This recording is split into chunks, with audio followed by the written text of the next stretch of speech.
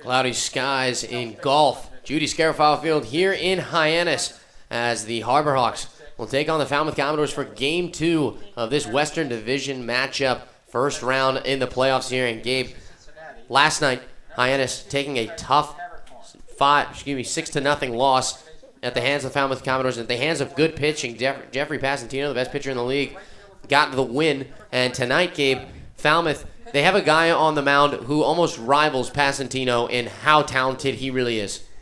Yeah, and I think when you talk about for Passantino what he gives, I would have to say that Singer is probably a greater prospect. I mean, the guy was drafted in the second round and really has just shown him. He hasn't been able to show that much here if you're Falmouth because he hasn't done it. But he was the 56th overall pick in 2015, and he's played against Hyannis before. He has that nasty two-seamer, which he's going to throw for most of the game that has a lot of run to it. He also goes with a slider as well. But that's the big thing. Can you get against this guy who really, I mean, Passantino was great, but Passantino's a guy that his stuff is not the same as Singer. Singer has stuff that gets guys out. Passantino, well, he got strikeouts yesterday. He did a lot of it through guys grounding out and flying out because they were making contact on his fastball when he had to use it, and he was missing his spots too. So that's the big thing. Can you go up against Brady Singer, who hasn't been around too much? This is going to be his actually first road appearance overall, not even just start, not even everything in general. He's only played at home, so maybe that plays a factor in it. Maybe the weather plays a little bit in everything. Gabe, on the other side, it will be Justin Lewis for the Hyannis Harbor Hawks. He will be starting for them, and he was kind of the only guy that they could throw out there on the bump tonight. I mean, he pitched very well in three games that he started, 26 and a third innings. He got 29 strikeouts, and really other than his last start against Katuitt, he was fantastic as a starter. So Justin Lewis really gives Hyannis the biggest chance to win tonight as the starting pitcher. And then you look to the bullpen and you say, you know what, if we have a lead, we gotta, or if we're down, we have to throw Garrett Cave earlier in the game. Yeah, the dangerous thing though going with Lewis is just the factor you have to go through that large group of left-handed hitters in the beginning of the lineup and on. That's going to be tough for a righty in Justin Lewis. He's going to need to find his spots, or the strike zone is going to have to be favorable for him tonight. I mean, he's going to test that out probably early on in his first few pitches, where exactly the strike zone is going to be formed in this game, and that's going to be a telling sign of what kind of pitches he can utilize, what pitches he can utilize in the count. Because I think while Lewis's stuff is good against lefties, he's going to have to find ways to sneak pitches by them and be able to get outs that way. I think you have to see, while he's been great, I don't think he's ever seen the amount of lefties in a row that he's going to see this evening. Gabe, last night, Falmouth, the lineup was electric. We saw Michael Gigliotti and J.J. Matajevic tear apart Hyannis pitching. The top half of the lineup scored 6 out of the 6 runs. I mean, there was only one. I don't think that there was anybody below the 4 spot that came around to score. And how do you, as a pitcher, null the threat of Gigliotti, Liput, Matajevic, and then Josh Watson, and then you have some good hitters after that in Tristan Gray and then Tyler Lawrence? Well, I mean, yeah, it's a task that's easier said than done to do. No matter who's going out there, it's going to be a tough task. This is what I believe as the best team on Cape right now.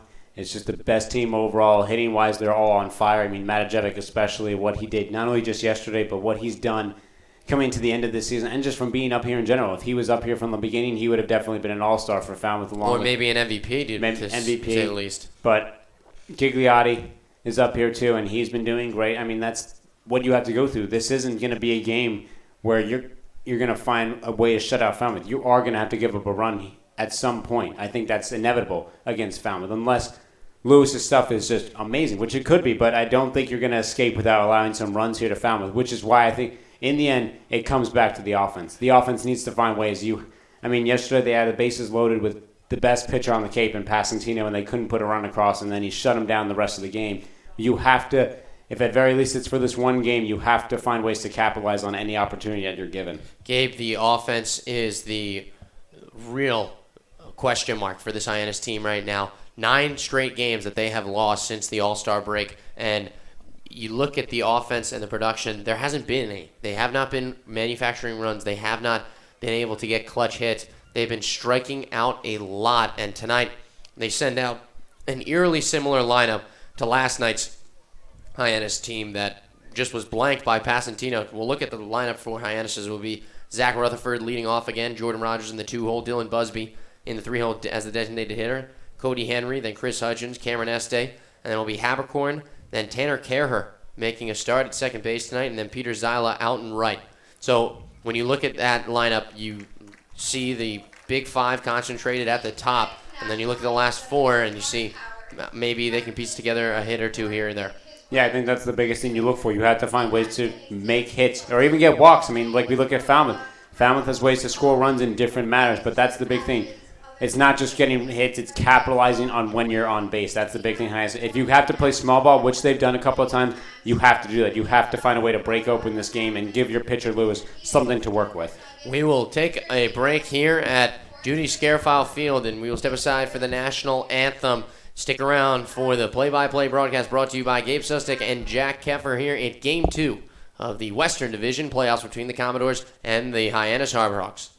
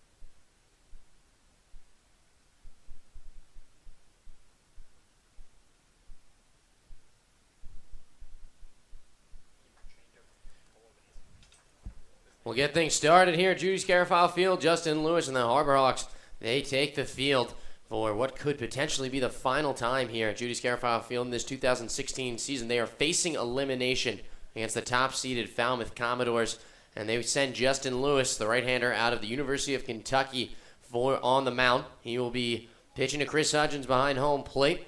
Left to right in the infield, Rogers starting at third base tonight, moving from second where he started last evening. That's kind of a more natural position from him, third base. Zach Rutherford starting at short, then Tanner Kerr, we mentioned the new addition to the lineup, getting a start at second. Cody Henry over at first, and left to right in the outfield, Cameron Este, Treg Habercorn, and Peter Zyla getting the start tonight, and of course the designated hitter, Dylan Busby. And Gabe, you look at defensively for Hyannis, it's a big pickup that Rogers is going to be at third now, because what we've seen from Rogers in the later half of the season defensively at third, he has been fantastic. And I think that's one of the biggest things for Hyannis tonight. You cannot allow Falmouth to gain runs off of errors. They had 5 errors yesterday, and they've been very good defensively for the latter part of the season, and it just really hit them last night. You don't allow this team to score off of your own miscues. You have to let them score on their own abilities, because that's how you have a chance to stay in that game. I mean, I know Matajevic hit that 3-run home run, and they scored another run after that, but a number of those runs were unearned, and you have to make it so that they force that away. And it's that and not allowing as many walks, because that's the biggest thing. This Falmouth team's already good offensively as it is. Force them to be good, and you can have a chance of winning this game probably. 5 errors for Hyannis in yesterday's game, 3 of them coming on one really one go-around of the bases where Michael Gigliotti just seemed to take every single base, and he will lead things off here for the Falmouth Commodores, the winner of the Best Prospect Award up on Cape Cod, as he will swing at the first pitch, line it into center field for a base knock, coming around first, but he will be held up by a strong throw from Habercorn, and Falmouth starting on the right foot here in the first inning. And Justin Lewis started on the wrong foot, not being able to make that first pitch across. That does not do confidence for you, and it does a great confidence for the rest of Falmouth, seeing Gigliotti get that swinging hit on the first pitch. So Gigliotti leads things off. First pitch of the game, smacks a single right back up the middle, and you hope if you're Hyannis that this is not the theme for today. I mean, yesterday you saw Zach Rutherford. He pulled that double immediately off of Passantino as well, and Passantino was able to calm things down. So this is what you have to look for Justin Lewis. He throws over twice. Henry bobbles it in the dirt. Henry had a big error yesterday. That kind of kicked off the 2 runs in the fourth. Tried to scoop a ground ball off a throw from Christian Malfetta, and he couldn't come up with it. Here's Deacon Lipwood. He shows bunt. Pulls back on the curveball that misses from Justin Lewis. Lewis relying a lot on his two-seam fastball and changeup that runs away from lefties and inside against right-handers. Rogers sneaking in at third. Here's the payoff pitch. The two-seamer misses outside, and it's a 2-0 count.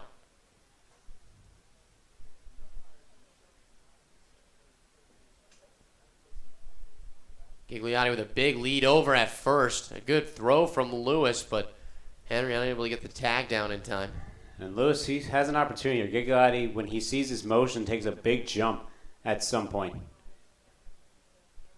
Lewis waits. He'll deliver. Fastball misses inside. A 3-0 count to Deacon Lipwood.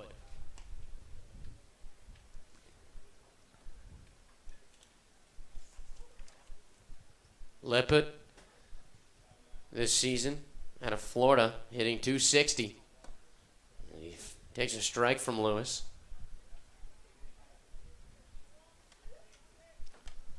Lipwood with a productive game last night. Had 2 singles and a walk, came around to score twice. Close play over at first on the pickoff attempt.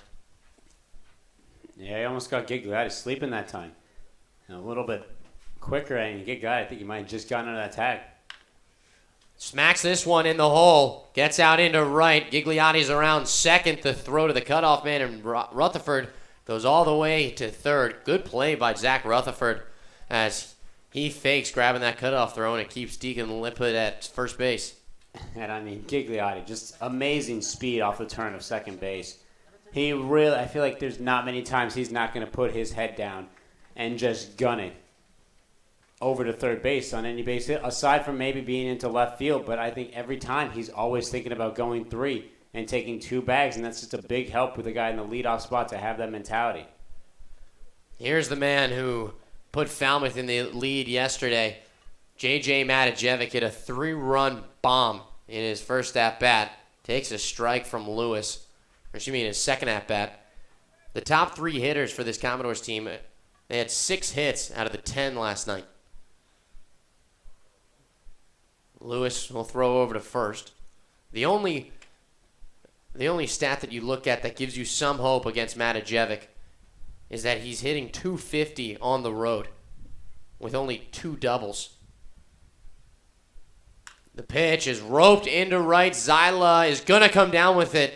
Gigliotti tagging from third. He will cruise into home easily, and the first run is on the board. The Falmouth Commodores take a 1-0 lead here in the first.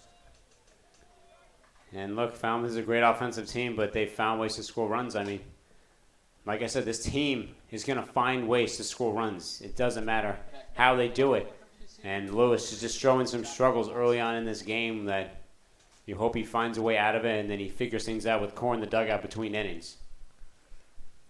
Here's Josh Watson. Smacks the first pitch right at Kerr. Flips it over to second in time. Rutherford, the throw is also in time. A 4-6-3 double play to end the inning as Justin Lewis limits the damage, but Falmouth, they strike first here in Game 2 of this 3-game series. They're already up 1-0 in it. 1 run on 2 hits and no errors in the inning. As we move to the bottom half of the first inning, we will see the Hyannis Harbor Hawks lineup for the first time tonight. Stick with us here on the Cape Cod Baseball League Network.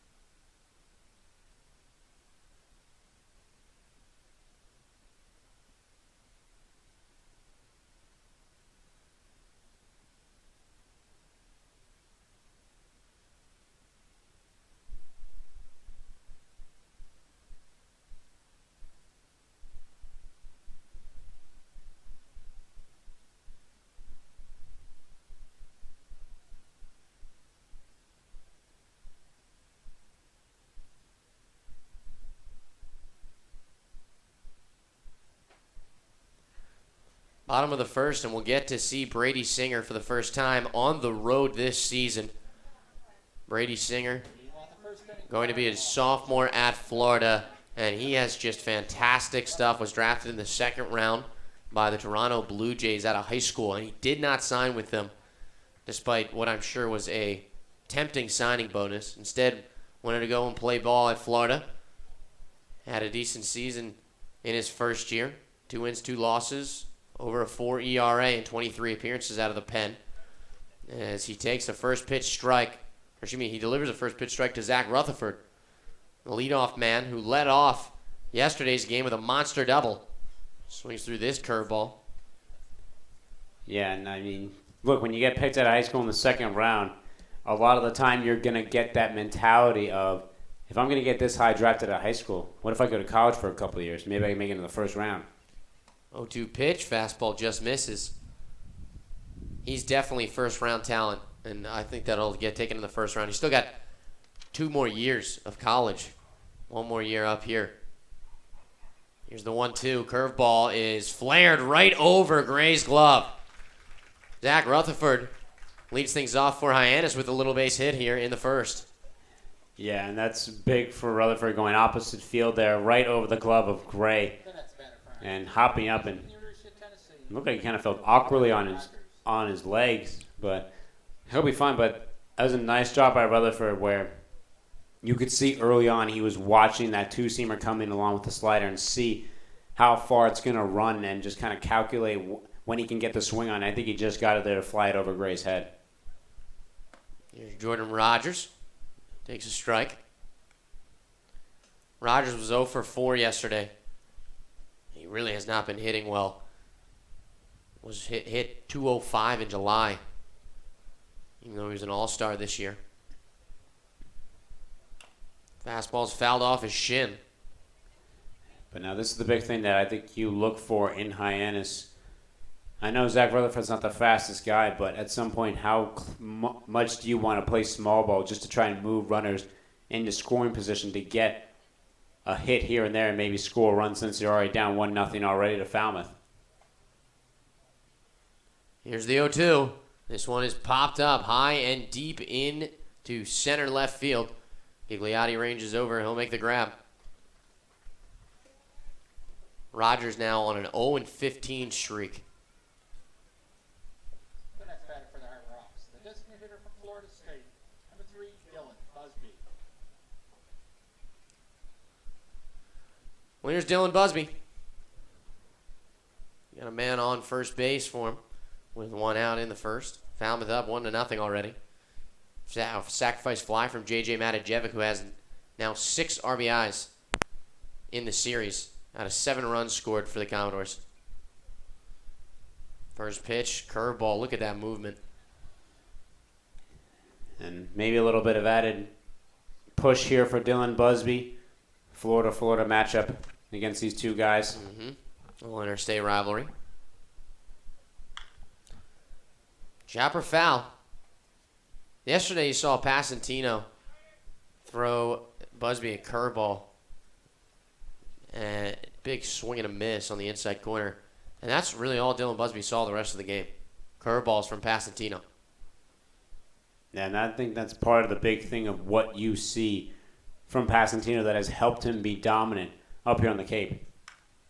Fastball is smacked right over that first base dugout. Down with players grabbing their heads, making sure to get out of the way of that. And I think the big thing about Passantino, they call him a video game when he pitches, but it's also, I think, part of his ability to see also what guys are doing against his pitches, because that's what he did against Busby. Chopper gets past McLaughlin at third. Rutherford is going to round second. He'll be into third standing up. 2 base hits in the inning for Hyannis, and they're looking to get that run back. And they can do it here with Cody Henry at the plate and a runner in scoring position. And now this is where you have to capitalize if you're Hyannis. You had this yesterday. You had the bases loaded against Singer. This is, I think, even more bigger than against Passantino. You have to find a way to score that run and mentally put him in a different state of mind of scoring that first run early on him. And look, it's not like they're getting crazy hits on him. They're putting it in between the corners where it's going to be difficult for the fielders to make a play. But that's big. You just put that in the back of his mind, and he probably changes it a little. Big swing and a miss from Henry on the first pitch of the at-bat. Cody Henry was 0 for 4 yesterday, struck out 3 times. He led the league in strikeouts with 47, but he also led the league in doubles and triples. Had 12 doubles, 3 triples. Great year for first baseman out of Alabama who led the Crimson Tide in doubles this past year. He had 16. And at this point, you're looking for him to use that power just to fly it out somewhere to right field. Singer misses way outside. But that's the biggest thing right now. Put the ball somewhere in the outfield and have a chance for Rutherford to score from third. It was on the corners for Henry. Here's the 2-1. This one is roped, but it's a ground ball right at lip put over to second for the first down, and over to first. The double play inning ending. And Hyannis, they cannot score once again in the first with a runner 90 feet away. Falmouth, they keep the lead here as we move to the second inning, a 1-0 ball game. Commodores leading here at Judy Scarafile Field on the Cape Cod Baseball League Network.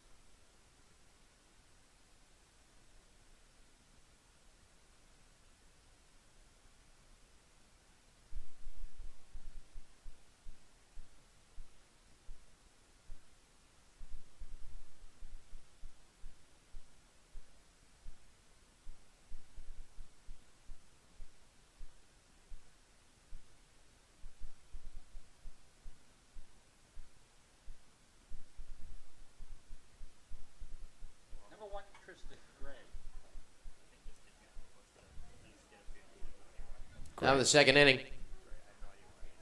Tristan Gray leading things off for the Commodores. It'll be Gray, then Tyler Lawrence, and Matt McLaughlin.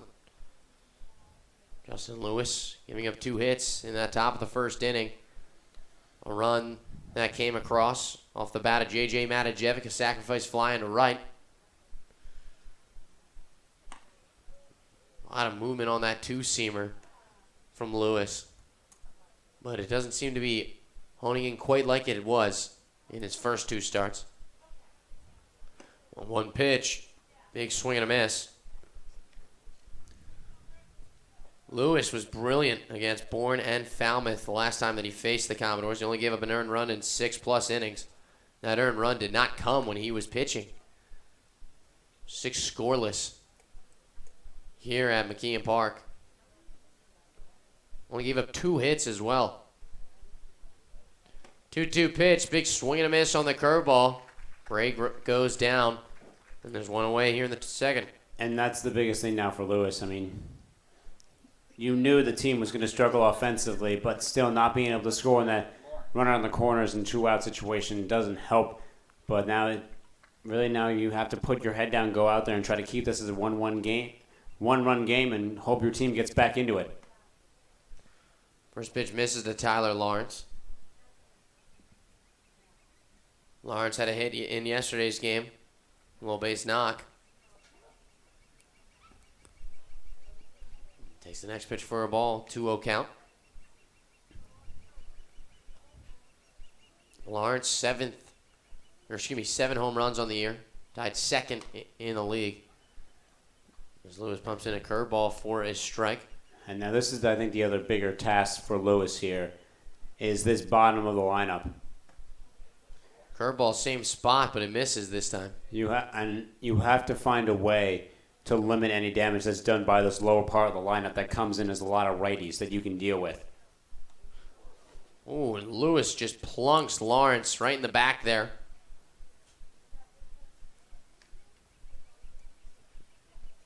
Lawrence will take the walk over. But I think that's the big thing. I mean, I know we just nailed Lawrence there, but when you have those 5 lefties that come up in the top of the lineup, you have to find a way to limit anything that the bottom can do, because if you allow the bottom to do well and at least get on base, then you open it up a lot for those 5 lefties to come up and do some damage against you, because then they'll have the advantage. You have to find a way to use your advantage.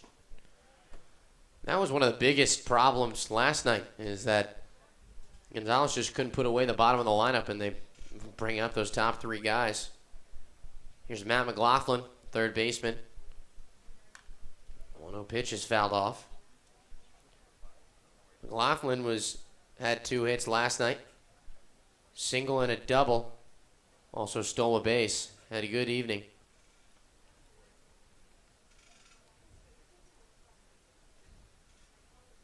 1-1 pitch. Curveball spanked into left. That one is going to be extra bases. Gets all the way back to the wall. Lawrence rounds second. He's in at third standing. And so is Matt McLaughlin, who picks up his 2nd double in 2 days against Hyannis. And once again, the Commodores are threatening here in the second. And McLaughlin, an interesting little ploy here. He's wearing Jeffrey Passantino's 24 jersey. He's not wearing his normal 5 jersey. So I don't know if that's just maybe he forgot his jersey today, or maybe he wanted to wear Passantino's number to try and win this second game to send them to the West Finals. Interesting. I wonder what that is about. I feel like he must have forgotten. I don't think it's allowed that you can just switch jerseys if you have your own. He must have. I think he did forget his jersey. That's probably makes why no not sense. Get the one jersey of the guy that's held you this entire time? Well, all the scouts now are looking at their stat sheet, seeing Jeffrey Passantino getting it done at the plate. Big swing and a miss from Michael Cantu. Cantu was 0 for 4 yesterday with 3 strikeouts. Was a strike away from the golden sombrero. Here's the 0-1, a curveball. He fouls it off his back foot. He's going to take a walk. And look, I mean, this is the big thing that I think impresses me even more with Falmouth is how good they've been. Matt Deuce has not been catching for a while for them. And Cantu has been struggling hitting-wise, but I think they just love what energy he brings. I mean, when you see him behind home plate yesterday, since we were so close, you always heard him talking. You always heard him telling up Passantino, you always saw him greet him back at the dugout. This guy brings a lot of energy to a team that already has a lot as it is, but he's always that continuing spark plug. And I think with the amount of offense that they have, they'll take that hit on the offensive end for what he brings elsewhere. Gabe, you talk about energy. Passantino yesterday in the 5th inning coming off the mound after a strikeout. Let's add a huge yell. The dugout always chirping. The bullpen going crazy as well. That was the loudest I've ever heard someone in a non-MLB game shout. It's definitely it was definitely a war cry. Here's the 0-2 pitch to Michael Cantu. He fouls this one off out of play. And I think part of that was big because his team just lost 2 runs on the board that were scored in just that weird situation with the umpires. So I think that was just a big moment for him coming out there. I mean, he went inside. Him and Trundy had a little moment there where they hugged each other knowing that that was going to be it for him in that game, but he got it done. Another 0-2 pitch, a slow dribble past the diving Lewis. Kerr will come up with it, and Kerr puts away Cantu for the second out of the inning, but he does pump a run across, and Falmouth leads this one 2-0 now. And I'm sure as much as Manager Gassman doesn't want to see Justin Lewis diving, I think that's great. I mean, that just shows how much you want it, really, for Lewis. I know he struggled so far on the mound, but I still think that just shows a little bit of how much he wants to take this game. And he knows, I think, how much he struggled. I think that's why he dove, because he knows how much he's let up so far early in this game. Well, he has a first pitch strike here to Caden Grenier. With 2 outs here in the second, a 2-0 lead for Falmouth.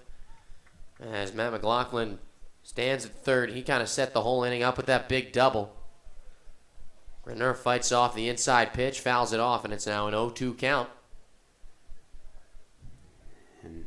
Hyannis already has warm-ups going on the bullpen. Looks like to be Gilbreth. I wouldn't be surprised. They already used Labruto and Barlow yesterday, so they're going to try and go lefty-lefty matchup early.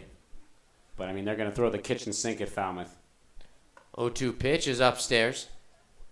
They have to. If some guy is getting hit around, no use in keeping him in.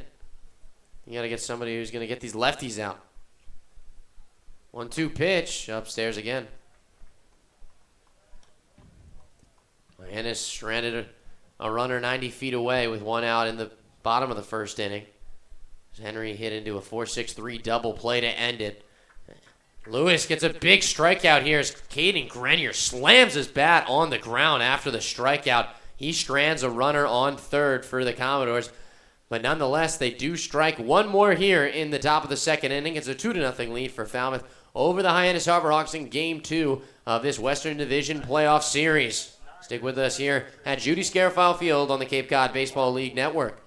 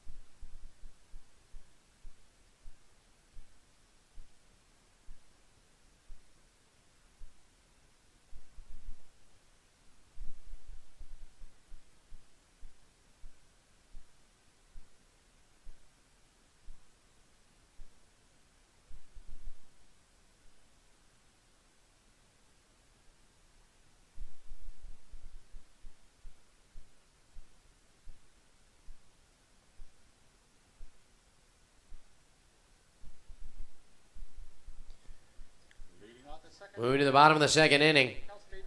Chris Hudgens leading things off for Hyannis. Brady Singer getting out of a tough first inning where Rutherford and Busby both got base hits off of the right-hander. They got Cody Henry to bounce into a 4-6-3 double play to end it and strand the runner on third. This one nicks Hudgens right on the elbow. And he will take a walk. That one was high and in. And it also hits Cantu. It nailed Cantu off the rebound, so it was collateral damage from Singer. You think that might have been a little... I mean, at the very least, it was catcher-on-catcher crime.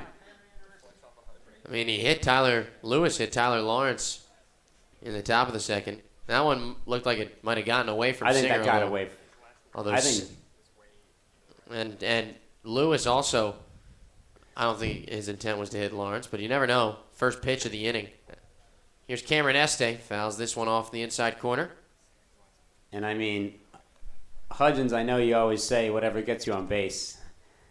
The last thing he needs is to get hit. Yeah, he's been getting rocked around lately. 0-1 pitch. Fastball misses outside. But now look, this is once again for Hyannis. I mean, you've seen it again. It's happened now in 2 games. They have a runner on in 2 innings, and you need to find a way to do something here, especially now that each inning you come back now, it's another run scored for Falmouth. Fouls this one off. Este hitting .216 on the season. 3 doubles, a triple, and a home run. Tag along with 7 RBIs in limited action. The 1-2 pitch upstairs.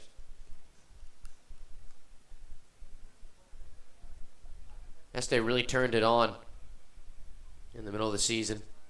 He almost had a home run yesterday. A couple inches away. 2-2 pitch upstairs. Este works the count full. And I mean, this is at the very least what you have to do against Singer. You just need to make him work counts and try to find ways to see anything that's off a little bit on his pitch. I mean, he's going to throw the 2-seamer most of the time. Full count pitch, swing and a miss on the 2-seamer. And Gabe, that 2-seamer is not something to mess with. It comes in around 95 miles an hour. Now, I mean, I would have to bet he uses that pitch over 60% of the time. And, I mean, that's not an issue for him, but it's a big thing. And the only issue becomes if you start expecting it, but then he does have other pitches that he can get guys out with. So he's really, and he has another slider too. I mean, his fastball looks kind of like a slider, and when you throw the actual deal. First pitch is in there for a strike against Treg Habercorn. Habercorn singled last night, stole a base. His single, however, did not get more than 6 feet in front of home plate. Had it off the nub of the bat, but nonetheless, a single's a single.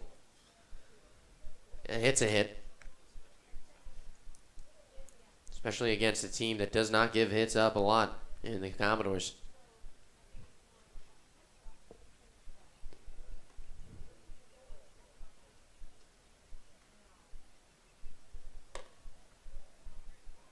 You can hear the pop of the glove. And I think the only thing you see so far from Singer is he has missed a decent amount of pitches upstairs so far. That's the biggest thing I think you look at for Hyannis. I mean, I know you're not going to chase up there a lot of times, but he's at least giving you something to stay in the count. 2-1. Slow chopper over to grab it as Singer. He'll just keep running as he runs right through first. And he gets the second out of the inning here in the second. Hudgens moves over. And now there'll be 2 away for Tanner Kerr. And that's a big thing for Singer. I mean, Gray was running out towards it too. I mean, I'm sure Singer saw him, but both coming at him. A good thing for him just to continue to recognize that Gray's not anywhere near the bag and just kept going full speed off the mound and getting Habercorn, who still has some speed. So I think he realized he has to keep going full spread here and make that play at first.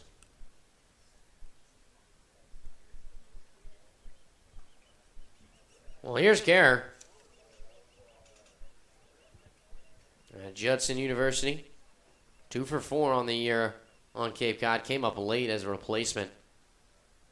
Getting the start at second tonight. First at bat against Singer, who gets a fastball in the outside corner for a strike.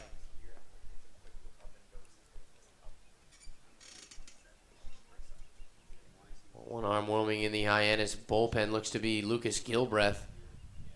Or Tristan Barlow, excuse me. Kerr fouls this one off. It is Gilbreth in the pen for Hyannis.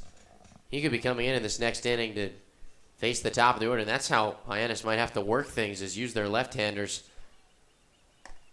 Fastball's in there, and Kerr is caught looking. Strike 3 called. So Hyannis, they get the leadoff man aboard via hit by pitch, but Hudgens is stranded at second after 2 strikeouts in the inning for Brady Singer. Falmouth still up 2-0. We'll move to the 3rd inning of play here at Judy Scarafile Field on the Cape Cod Baseball League Network.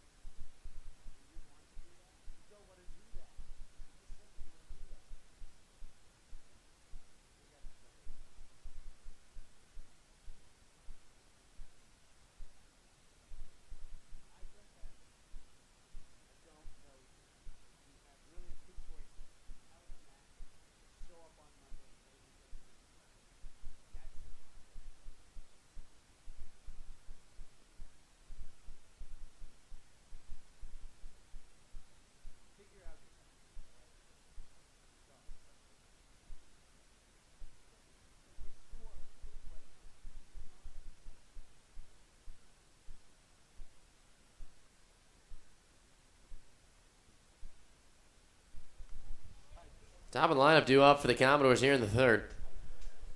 As Justin Lewis will stay on the mound, but Gilbreth has been warming in the pen. We could see him in this inning. Gigliotti shows bunt, but he pulls it back. Rogers was on top of it, however. Gigliotti singled in his first at-bat, smacked the first pitch of the game up the middle. Watches the second one go by for a ball. Lewis just has to be very careful about pitching to these guys in the top of the lineup. They've just been cruising through the second half of the season. I mean, this is the big thing. Like I said, Lewis has probably gone in every half inning and went to go talk to Ray Korn, or Ray Korn went up and talked to him at some point. Got to have a plan how to approach these guys. I mean, Ray Korn knows his stuff, and he is intently does. He's intently watching, sitting there outside the dugout, every pitch he throws and every swing and hit that Falmouth makes right now. Here's the 2-2 pitch from Justin Lewis. Swing and a miss from Michael Gigliotti on the changeup. Great pitch from Justin Lewis to start things off here in the 3rd. And I'm telling you, I know a lot of it is what Justin Lewis, I mean, it matters what he goes out there and what he does, but I think for what these pitchers have become, I think a lot of credit goes to Ray Korn and Gabe, what he has taught these guys and what he has told them. Not even just them, but so much players as well, not even just pitchers. I mean, he's worked with some of the hitters, too, on what to do. He worked with Este. He's worked with Hudgens. I mean, I completely agree with you. Big swing and a miss from Deacon Liput.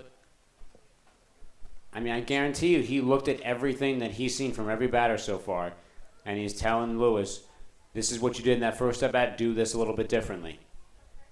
Here's the 1-1 pitch. Gets it on the outside corner. That changeup really moving nicely. Yeah. Changeup looks a lot like the two-seamer. The two-seamer just has a little bit more velo and less tail out. 1-2, smacked through the hole. Henry dives, but it gets by him. Liput rounds first, but he'll be held up. And you see Lewis went with a four-seam fastball there, and Liput just smacked it. It was on the inside of the corner, or inside of the plate. Yeah, and like you said, you don't always see Lewis try to go with the four-seamer as much. He tries to stay away from it. But, I mean, even at times, I don't know if Korn did it this time, but there are times where he'll even take the baseball from a guy and, like, kind of show him maybe a reason why he sees that it's not working, and maybe show him move it just a little bit here, and maybe it'll work. And if it doesn't, he said go right back to what you're doing. Yeah. But he is always trying to help. It doesn't just end when the game starts. It really begins. Matajevic swings to the first pitch, fouls it off. Rogers and Este going out, and Este makes a great grab out in left field. Slides into foul territory, and he grabs that one, snags it away from Matajevic, and there's 2 away. Big out. Yeah, how about that for Cameron Este? Put on the wheels there, headed in foul territory, and that just shows you what some of these guys are willing to do. I mean, you saw Lewis already dive out there. Este making a great catch in foul territory to put that second out away and make sure you don't have to face Matajevic as many times as you need to. Lewis getting a little help from his defense here in the third, 2 away. And a runner on first, and Deacon Lipwood, who singled his second of the day. 2-0 lead for the Commodores here at Judy Scarafile Field. As Josh Watson will step in, grounded into a 4-6-3 double play in his first at-bat. And take strike 1 from Lewis. That's what I'm saying. You can't let yourself be the reason why Falmouth gets way into this game. You have to let them do it on your own, if at any way. 0-1. Looks like Watson may have gone around. They appealed to the third base umpire. He says he didn't. Holds up.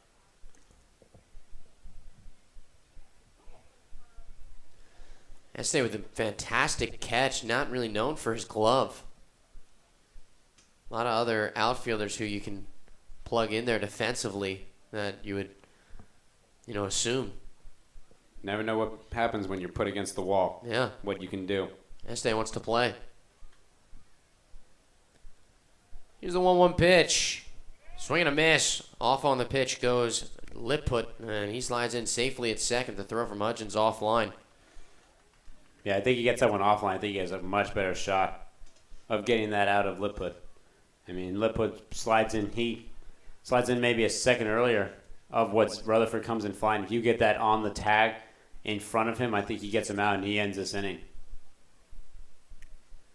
A 1-2 count now to Josh Watson with 2 outs here in the third. A runner now in scoring position for Falmouth. Here's the pitch. 2-seamer misses outside. Hudgens grabs it, fakes it, and he throws down and catches Lipwood in the Lipwood in the rundown. Look at this. What a play by Chris Hudgens. Zach Rutherford gets the tag out, and Hudgens is smiling back to the dugout. What a fantastic creative play by Chris Hudgens as he fakes losing the ball behind home, and he catches Deacon Lipwood at second base for the third and final out here in the third. Falmouth leads this one 2-0 as Hyannis looks to strike back in the bottom half of the inning on the Cape Cod Baseball League Network.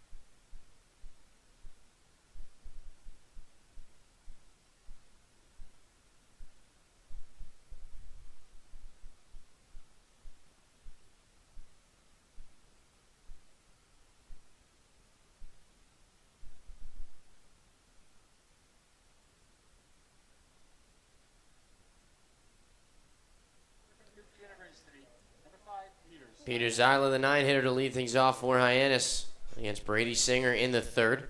Justin Lewis getting out of the top half of the inning from a little help from his defense. Cameron Este making a great grab out and left. And then Chris Hutchins with a little creative play there at the end. Catch Deacon Lipwood off guard. Zyla swings and tips this one into Cantu's glove. 1-1 count. Yeah, he smiled when he saw that Lipwood did that. I mean, Hudgens was fooled by a hidden ball trick as well on his own. Zyla flies this one out into shallow left field. Grenier will call everyone off, and he'll make the grab, the first out of the inning. So I think he wanted a little bit of payback after he was fooled. And, I mean, as much a part of it was on Lipwood as well. I mean, he only looked at the reaction of Hudgens and tried to get greedy getting to third. He didn't really look where the ball was because, I mean, Hudgens didn't drop the ball on the ground. He had it in his glove, but he kind of just faked around looking down low for it. And Lipwood just saw that reaction, and went and Hudgens knew he had him when he threw it over to Rutherford. Speaking of Rutherford, he comes up here in the third with one out. Fouls that one off.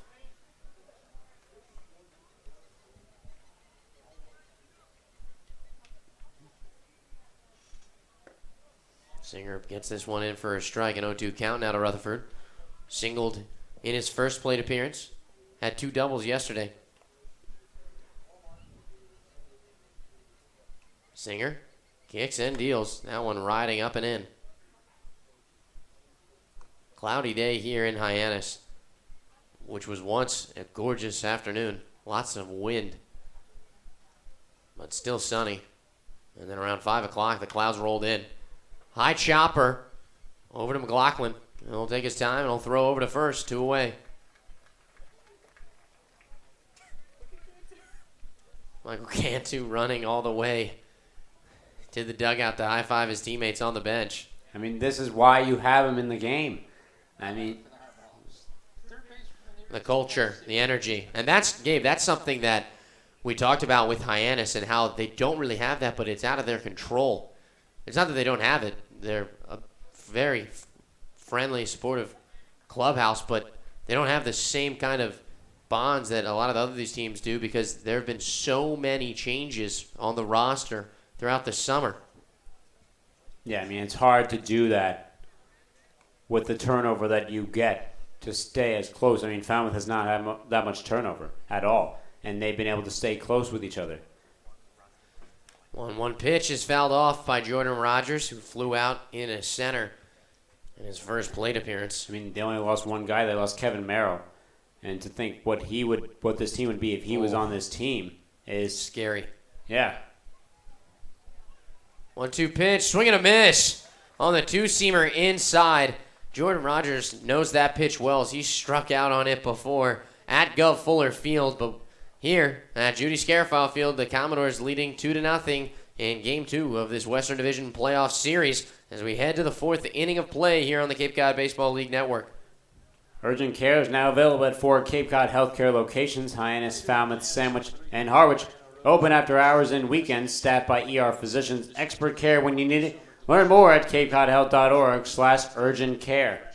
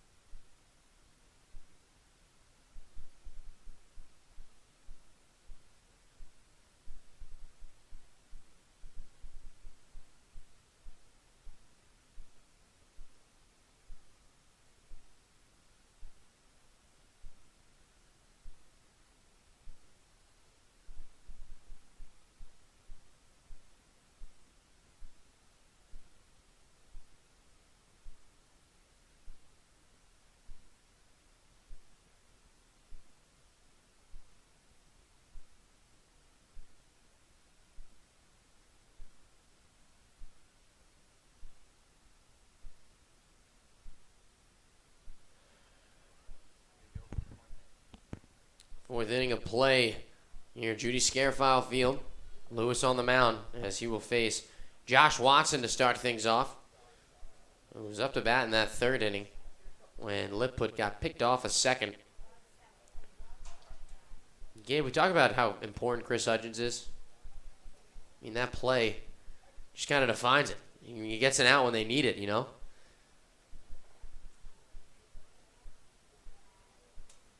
0-2 count now to Josh Watson. Lewis kicks and deals, misses upstairs. And I think part of it goes with the turnover that you see, not only with this team, but also maybe kind of the couple of changes that you saw with the defense, both early and now later on in the season for Hyannis. Curveball misses way upstairs. I mean, no Ford Proctor.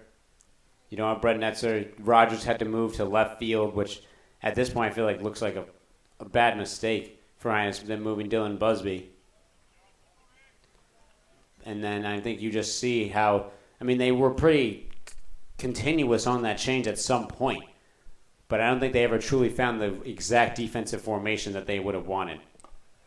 The payoff pitch is a ball inside.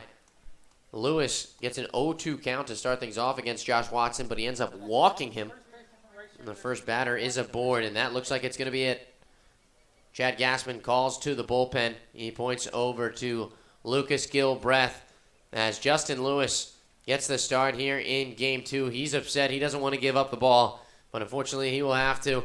Pitches 3 strong innings of work, gives up 2 earned runs on 4 hits. That is it for Justin Lewis. A pitching change early here for Hyannis. We will step aside on the Cape Cod Baseball League Network. Stick with us as Falmouth, they lead 2-0 here in Game 2 of this 3-game series between the Harbor Hawks and the Commodores.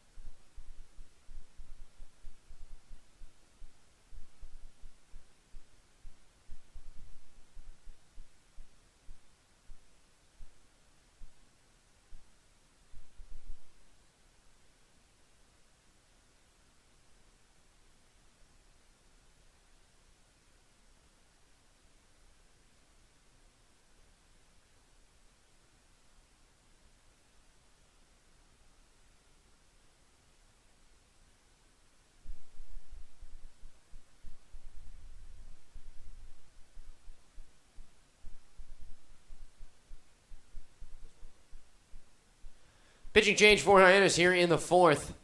Lucas Gilbreth, the left-hander out of Minnesota, will come on with an inherited runner at first, Josh Watson.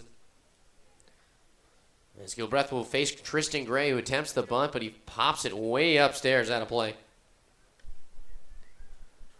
Lucas Gilbreth, the lefty out of Minnesota, has been pitching very well lately. He had a 4.59 ERA in 13 appearances, 17 and 2/3 innings pitched. 19 strikeouts and 11 walks, but he's been really good in his last couple of appearances out of the pen, especially as a lefty killer. Yeah, and I think that's the biggest thing that you look for in Gilbreth. Like I said, you already saw Labruto pitch and you saw Barlow pitch as well. So now this is another lefty that you have to throw and try to silence Falmouth for a couple of innings while Hyannis tries to make a comeback. Fastball misses outside, evens the count at 1-1. Gray hitting 185 off of left-handers this season. But he struck out swinging against Lewis in his last at-bat.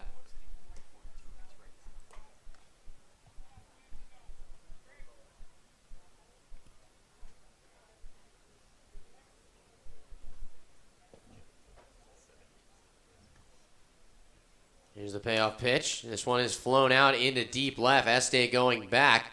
Makes the grab on the run. As Watson will retreat back to first. One away here in the fourth. And I kind of find it interesting that Gaston took him out. Took Justin Lewis out. So do I. I would understand if he walked Gigliotti and you had the start of the lineup. But now when you get to Lawrence, McLaughlin, Canton, Garnier. All righties. Yeah.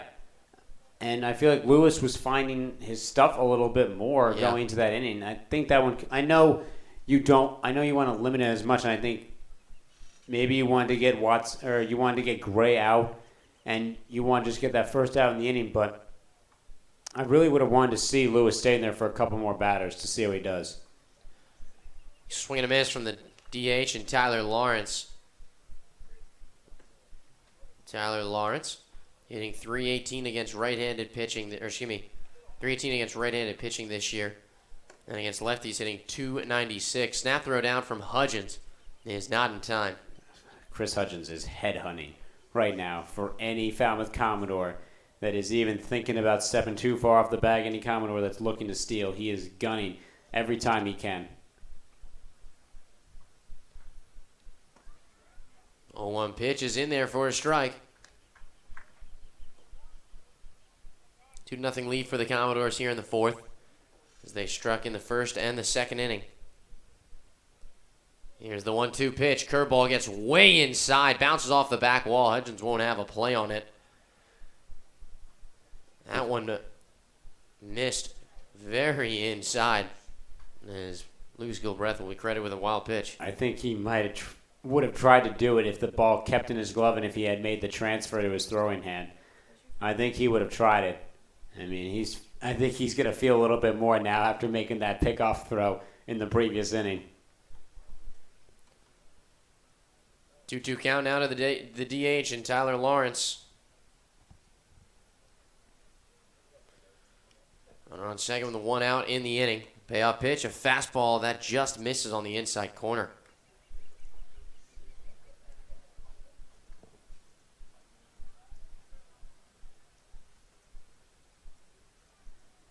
Another full count pitch to a Falmouth batter here in the fourth. Gilbreth kicks and deals. This one gets upstairs, but it looks like Lawrence fouled it off. And Gilbreth gets a prayer answered there because that would have been ball four, and that would have been 2 walks in this inning alone and the 2 first walks of the game, and that's what I'm saying.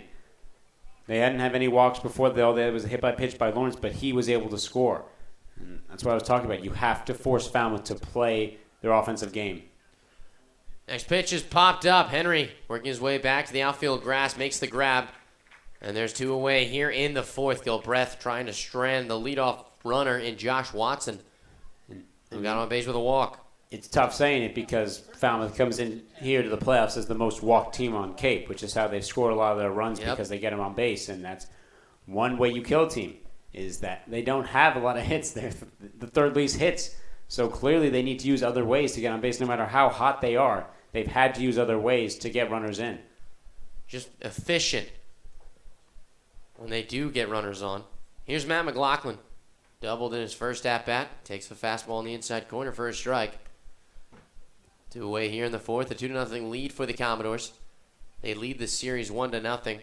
Won the first game 6-0 last night. 0-1 pitch. This one's fouled out of play. It'll be an 0-2 count to Matt McLaughlin, the third baseman this evening. You know what I'm kind of interested in is how far McLaughlin has that jersey tucked into him. I mean, you think it's a big jersey? Well, it's Passantino's a big Passantino's man. a big man. McLaughlin's only 195. You got some height on him. Passantino's 210. That's true, but the 0-2 pitch misses upstairs.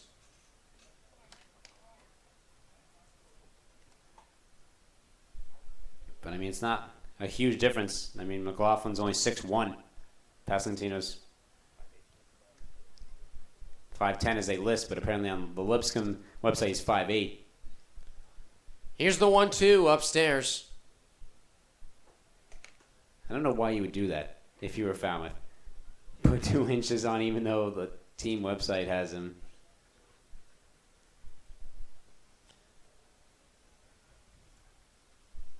2 outs here in the fourth. Gilbreth trying to get the final out. 2-2 pitch is fouled off out of play. McLaughlin putting together a fight. Yeah, a fight that I think if you're Gilbreth, you need to try and win. You can't allow Falmouth to extend innings as far as they can because those innings will lead to runs at some point, and that's something that you cannot allow at this point. Hyannis, you have some time, but you need to make sure if you're Gilbreth, find this last out and keep it to a 2-0 deficit for your team as long as you can for them to score a run or two later on in this game. This one misses upstairs. It'll be another full count pitch. As good as the pitching has been, they've struggled in moments. Last night we saw that with Gonzalez, just couldn't retire the top half of the lineup.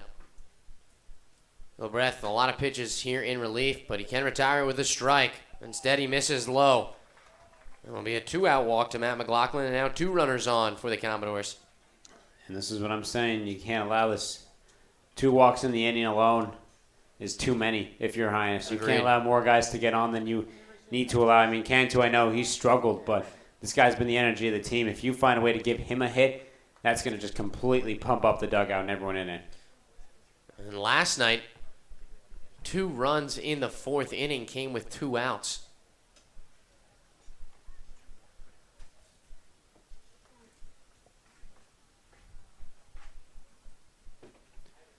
Here's Michael Cantu.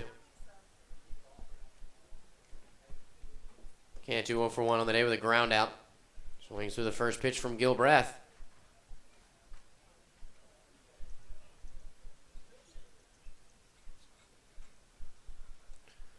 Two on for the catcher out of Texas. Gilbreth kicks in, fires. Fastball is fouled off out of play. And now your Gilbreth, he wanted that ball right back from Hudgens. He wants to deal this last pitch and get out of the inning. Cantu surprisingly hitting .095 against lefty, 2 for 21 this season. Overall, hitting 167 as he swings through that pitch. Gilbreth gets a strikeout to end the 4th and end the threat for the Commodores. They strand 2 runners on here in the top of the inning. As we move to the bottom half of the 4th, Hyannis, they're still looking to push across their first run of the playoff series and try to get a win tonight to extend to Game 3 here on the Cape Cod Baseball League Network. Chavez Bar and Resort and Spa, a time you'll always remember, a place you'll never forget, a proud member of leading hotels of the world.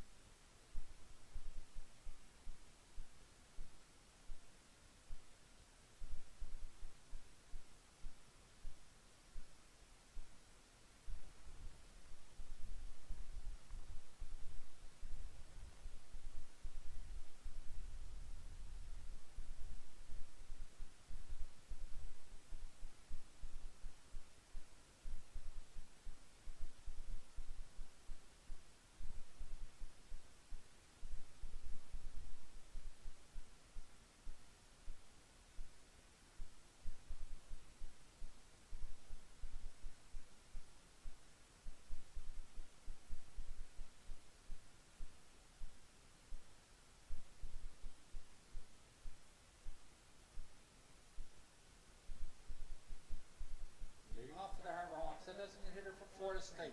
Number 3, Dylan Busby. Dylan Busby to lead things off against Brady Singer, who's been lights out since that first inning. Has not allowed a hit.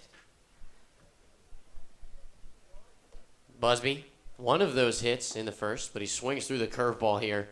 And Gabe, you know that Brady Singer and Passantino definitely talked about Dylan Busby and kind of the weaknesses in his swing, where to get him as he delivers another curveball for strike 2. Yeah, I mean, why not? If you're Passantino, you figure it out and it works, you're going to tell Singer the same thing, and it kind of helps Singer. Lays off a little bit of that heat for a couple of pitches. Here's the 0-2. This curveball misses way upstairs, and it comes around and hits the home plate umpire in the butt. That. A little tap. Singer's got a smile on his face. I'm sure Cantu does too. And that was something. I mean, that backstop. Sometimes when you're down there and it hits, it sounds hollow at times when it hits spots. Yeah.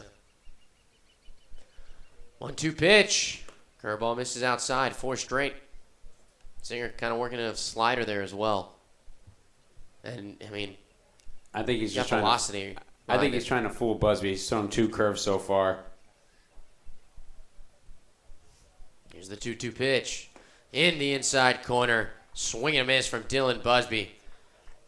1 out here in the 4th, as Busby didn't see a single fastball during that at-bat. Yeah, I mean, if you can save just firing in fastballs all the time, you're going to take it, especially if you've seen what your teammate has done and how well it affected him and Busby. I mean, that's a lot of what baseball can be in any circumstances. If you know something about a player and it works more than not, you're going to do it. Cody Henry holds up as the ball on the pitch. We'll get you some out-of-town scores in just a moment as Henry fouls this one off. Wareham leading the Bourne Braves in the bottom of the 4th inning, 1-0. The Red Sox and Orleans just getting underway, as are the Mariners and the Anglers. That was the big story on the Cape, all the gossip. The Chatham Anglers winning 3-0 against the Harwich Mariners. And, yeah, I mean, that's the biggest thing you talk about is Chatham getting that win against Harwich. And it's even more ironic when you think about Harwich controlled the destiny of who they were going to play. Yeah, oh my gosh. 2-1's upstairs. Henry 0 for 1 on the day. Grounded into a 4-6-3 double play. Well, Wareham and Bourne, wow, what a game last night. Wareham was up 4-1 until the 9th, where Bourne came back and tied it as Henry flips his bat over to the dugout. He gets a 5-pitch walk. And a heartbreaking way to end and lose that game. 10th inning, Gavin Sheets has a dribbler over to him. Or, not sure if it's dribbler. I think it was just a grounder over to him. Gets it in his glove. Cannot make the transition, though. It must have been away from first base because he would have taken it himself. So he's far enough from first base. Can't make the transition to his throwing hand. And the run scores, and that would have been the out that ends the inning. And would have won the game. Here's Hudgens. Fouls the first pitch off. Hudgens was hit by a pitch in his first at-bat.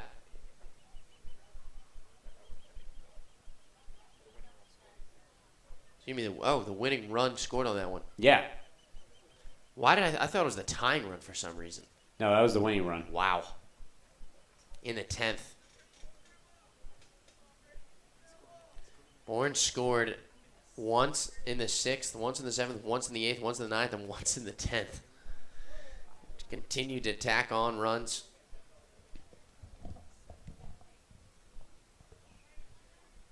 The game is now in a do-or-die situation. Similar to Hyannis here at Judy Scarafile Field. Hudgens fouls this pitch off. Making an 0-2 count. 2-0, the Commodores lead.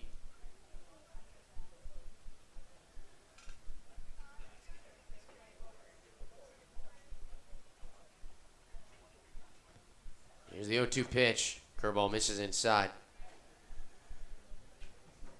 And I think the biggest thing you look with Singer, I mean, I know he's done well so far. No, it was the tying run. It was. I was thought the I was tying told run. it was Yep, the it was winning the tying run. Well, That's what it was. I knew it. that I think makes it worse. Swing and a miss from Chris Hudgens. 5th strikeout of the day for Brady Singer. And there's 2 down here in the 4th. I knew it was I figured it was the time. I mean, thought it was the winning run. That makes it so much worse, I would think. It would have ended the game. Yep. Right then and there. And he just can't get the transition. He just could not get the ball out of his glove. That's what it was. It wasn't like he couldn't flip it over. He just could not get the ball out. Here's Cameron Este. 2 outs in the inning with a runner on first and Cody Henry. And they scored it as a straight-up error. A fielding error by Gavin Sheets. And Sheets had an opportunity at the bottom of the 9th inning to help Wareham, but he struck out. Here's a slow chopper over to the first base side. Tristan Gray's got it. He'll jog to the bag. And Brady Singer pitches 4 scoreless innings here at Judy Scarafile Field. He definitely has some more innings in his arm. No one warming in the Falmouth bullpen, and that's not good news for the Harbor Hawks, who are down 2-0 here as they face elimination in the 2016 playoffs here at Judy Scarafile Field. Stick with us to see if Hyannis can come back against the Commodores in this second game of the series.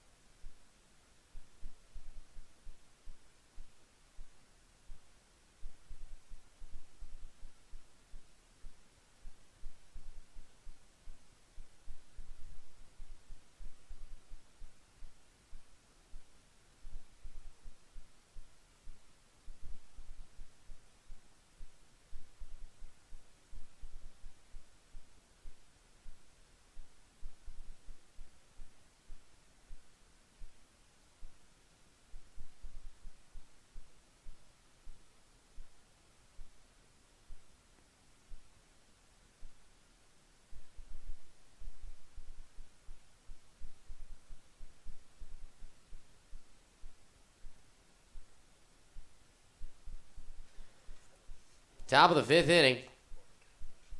Gilbreth facing the bottom of the lineup. Caden Grenier coming to the plate. 2-0 lead for the Commodores. Hyannis' offense still silent. Being threatened. Getting shut out in the 2nd straight game. That one would end the inning, unfortunately. Or excuse me, end the season, which is not something Hyannis wants to do. Grenier gets a hold of this one. Flares it into shallow left center field. Picks up a base hit. And picks up his first base hit on the game. Yeah, and this is when you're talking about when the bottom of the lineup can find ways to get hits, especially with Grenier. And he puts himself on the bag, and then you have Gigliotti now coming up in the top of the lineup. It does not help your cause if you're Hyannis. Well, here is Michael Gigliotti. 1 for 2 on the day. Singled in his last plate appearance. Gigliotti hitting .306 against left-handers. Shows bunt, pulls it back. And you think that Matajevic would slow down against lefties as well. Nope, hitting .458. 11 hits and 24 at-bats.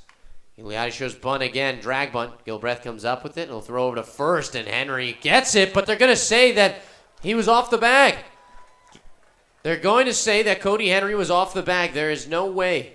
I think he held it. I think he held it too. I cannot believe that the first base umpire just called that. Yeah, I know.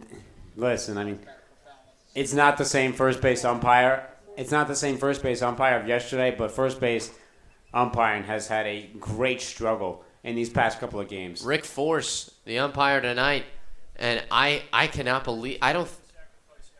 I don't think that he was off the bag at all. The scoring will go that Gigliotti is credited with the sacrifice, but there's an error on the throw. Gassman upset with the call, obviously. How could you not be?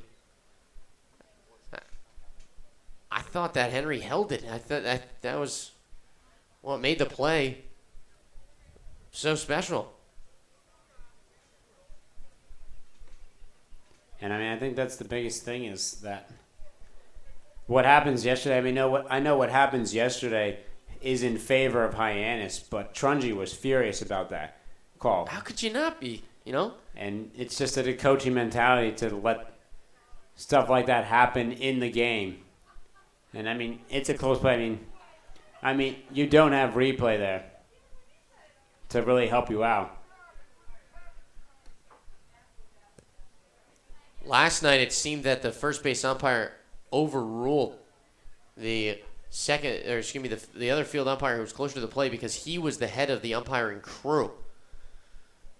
And that's kind of why that went down. Just a strange situation where you see the umpire out in center field who said that Habercorn did not catch the ball, and then the umpire who was standing at first saying that he did and calling him out. But nonetheless, first two batters reach for Falmouth. Runners on first and second, and now Deacon Liput. He comes out. No outs in the inning. And I mean, I also find it strange for Gigliotti. I mean, I know Falmouth has only had 2 runs, but just to send him out bunting both times in his last 2 at-bats as well, especially with what he can do. Rutherford breaks to second. Liput pulls back on the bunt. And Gilbreth misses down low. Like, I know I think they're willing at times to play small ball if they have to, but I don't think Falmouth is a team that has to play small ball. Polk showing signs from the dugout. Here's the 1-0 pitch. Liput shows bunt again. Snap throw down, but it won't be in time. That was right on a dime from Chris Hudgens. I mean, I find it odd. The fact that Gigliotti and both Liput are bunting with the abilities that they have. I mean, I guess they're just trying to go against the lefty-lefty matchup. Well, you also said that earlier, like, Falmouth, they don't have the most hits on the Cape, but they're productive when they get base runners on. And this is kind of part of that. Sacrifice bunts. 2-0 pitch. Liput shows bunt again, but he pulls it back. It's a ball on the pitch, and now a 3-0 count. We've also seen Gigliotti lay down some drag bunts just for fun. We have, but it just seems odd. I mean, I know you want to move the runners over, but 3-0 pitch. Fastball's in there for a strike. with the high-powered offense that they've been showing the last couple of games is really completely different than what you've seen during the rest of the season. Liput shows bunt on the 3-1, and Hudgens thinks about third. Instead, he'll just throw it down to first where he has the play, and he has the out as well. Both runners advance for Falmouth, and now two runners in scoring position for a guy that you do not want to face with runners on base in general. J.J. Matajevic out of Arizona coming to the plate. He's hitless tonight. Flew out to left in his last at-bat and then hit a sacrifice fly into right. As he is one of these RBIs already in the game. And now Hyannis will draw the infield in here against the lefty. Yeah, he's not button. I'll tell you that.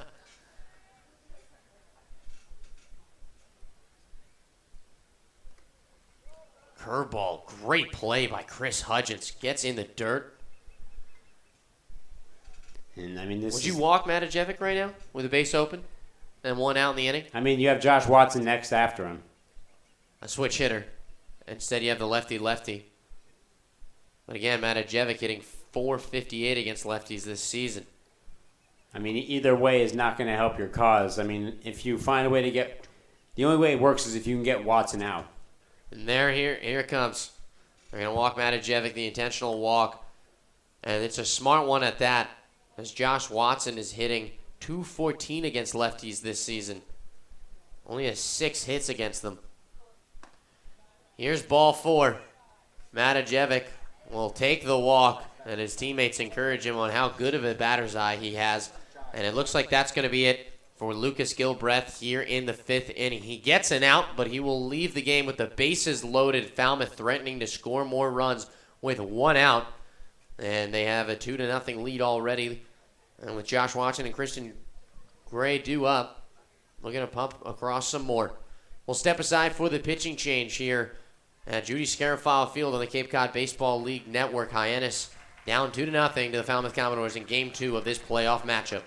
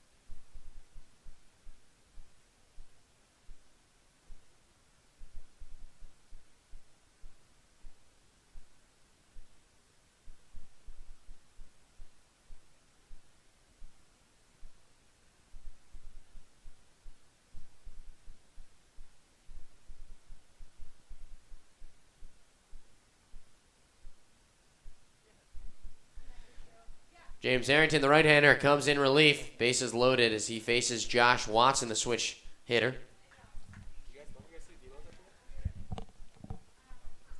Harrington delivers a first pitch ball in his 15th appearance here on Cape Cod, his first in the playoffs. But Gabe, it doesn't look good as Watson smokes this one. Henry's got it in the glove, throws on to home, and Hudgens gets the out. A tough slide there from Caden Grenier. But they do get the force at home, and there's 2 away in the 5th. Yeah, that's a good play by Henry. I mean, it's a bang-bang play basically for him, and he has to make it knowing that you don't make that play, you continue this inning, another run scores, and you love what he's given. But now you still have 2 outs, but now you get to work a little bit.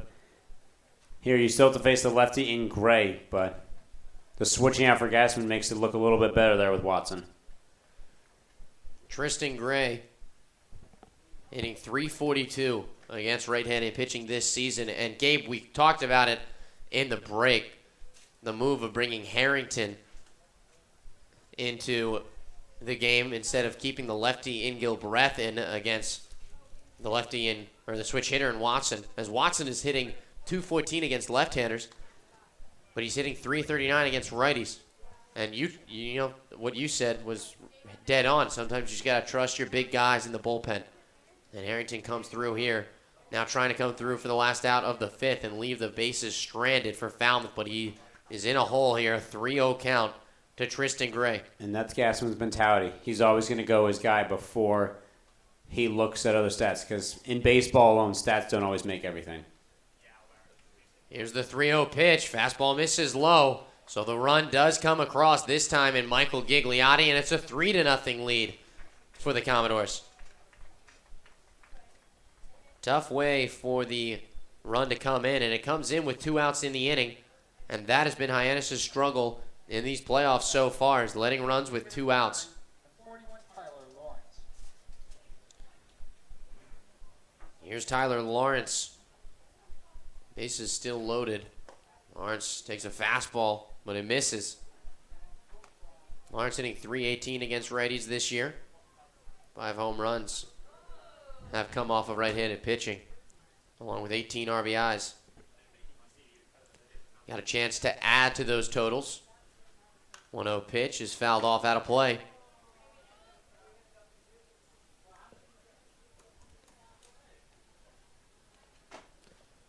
Harrington has pitched very well throughout his time on Cape Cod, a 1.86 ERA. He was an all-star this year. Curveball is chopped foul. Count moves to 1-2 now. Struck out 19 batters and he only walked 5. But a big walk given up here in the 5th. That brought a run home. Harrington's got a 1-2 count, though, to Tyler Lawrence, the DH. Trying to leave the bases stranded. Got an opportunity to do it here. Just needs a strike. Here's the 1-2 pitch. This one outside, and Lawrence goes around on the pitch. Great work from James Harrington. He limits the damage, but Falmouth, they do pump a runner across as they get a run on no hits.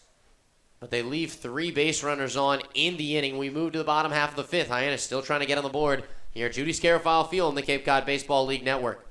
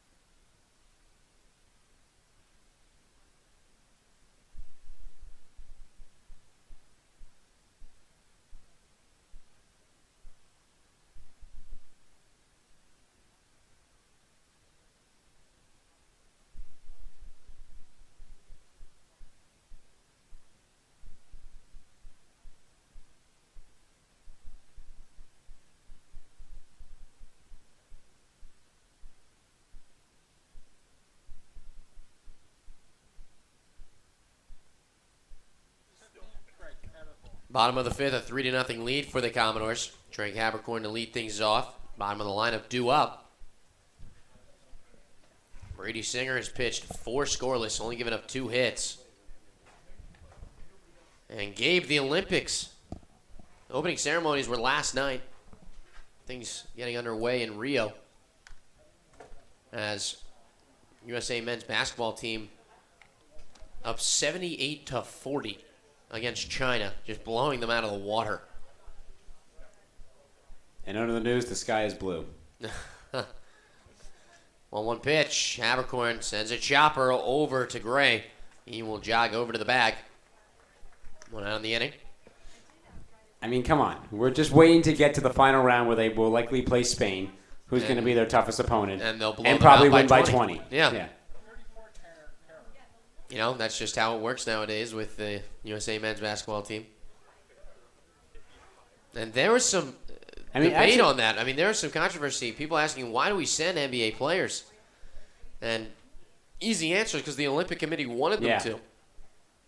They didn't want to send their college players because they knew how good.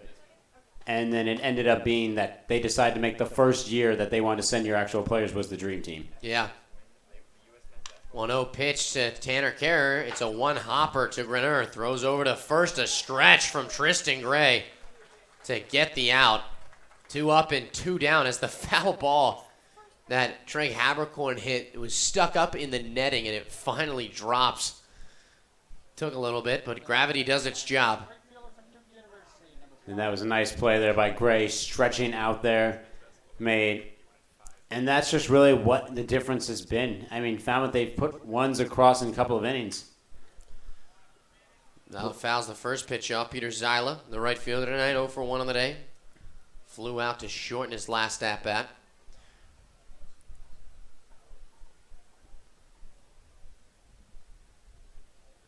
Here's the pitch from Singer. Zyla smacks that, and that will land for a base hit. Good contact for Zyla. And he's aboard with 2 outs in the 5th. And I think the best thing that you've seen so far from the men's basketball is during the exhibition games, DeMar DeRozan was just trying to make people look silly. Yeah. And one of the best tweets I saw was DeMar DeRozan's trying to start wars with people with these dunks. I mean, he almost had that 360. That was filthy. Yeah, that could have been one of the greatest dunks ever recorded. Leadoff man at Zach Rutherford comes to the plate. 1 for 2 on the day. Grounded to third in his last at-bat. And takes a strike against Singer. Big hole between first and second.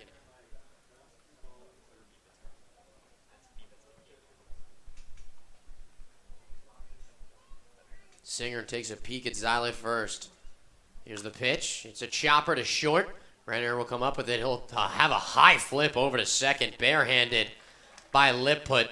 Falmouth, they're getting a little sure of themselves here in the 5th, but they're leading 3-0, and they have a 1-0 lead in the playoff series against Hyannis. We'll move to the 6th inning of play. 3-0 lead for the Commodores over the Harbor Hawks. It's Judy Scarafile Field in the Cape Cod Baseball League Network.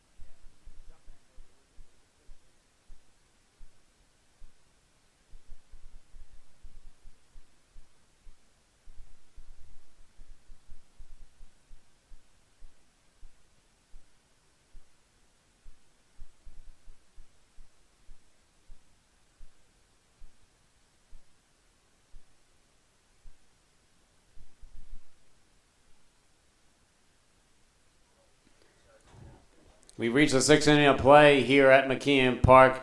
An elimination game for the Hyannis Harbor Hawks as they down 3-0 here. Top of the 6th inning, James Harrington still on the mound. Jack Keffer, Gabe Sustick live at Judy Scarafile Field. What could be the last time they will see baseball here in Hyannis for the summer. Falmouth with a 1-0 lead. They won 6-0 yesterday at Gov Fuller Field. And James Harrington, the 0-1 count, misses down low to Matt McLaughlin. McLaughlin has reached base every time he's been up so far. Double in the 2nd, reached all the way to the 3rd, but was left stranded, and a walk in the 4th. Swings and misses at that one by Harrington. The 2015 season end at McKean Park? Yes, it did. Game 3. Game 3 was here. That's right, because Hyannis won the President's Trophy. The 1-2 from Harrington misses down low. It'll be a 2-2 count to McLaughlin.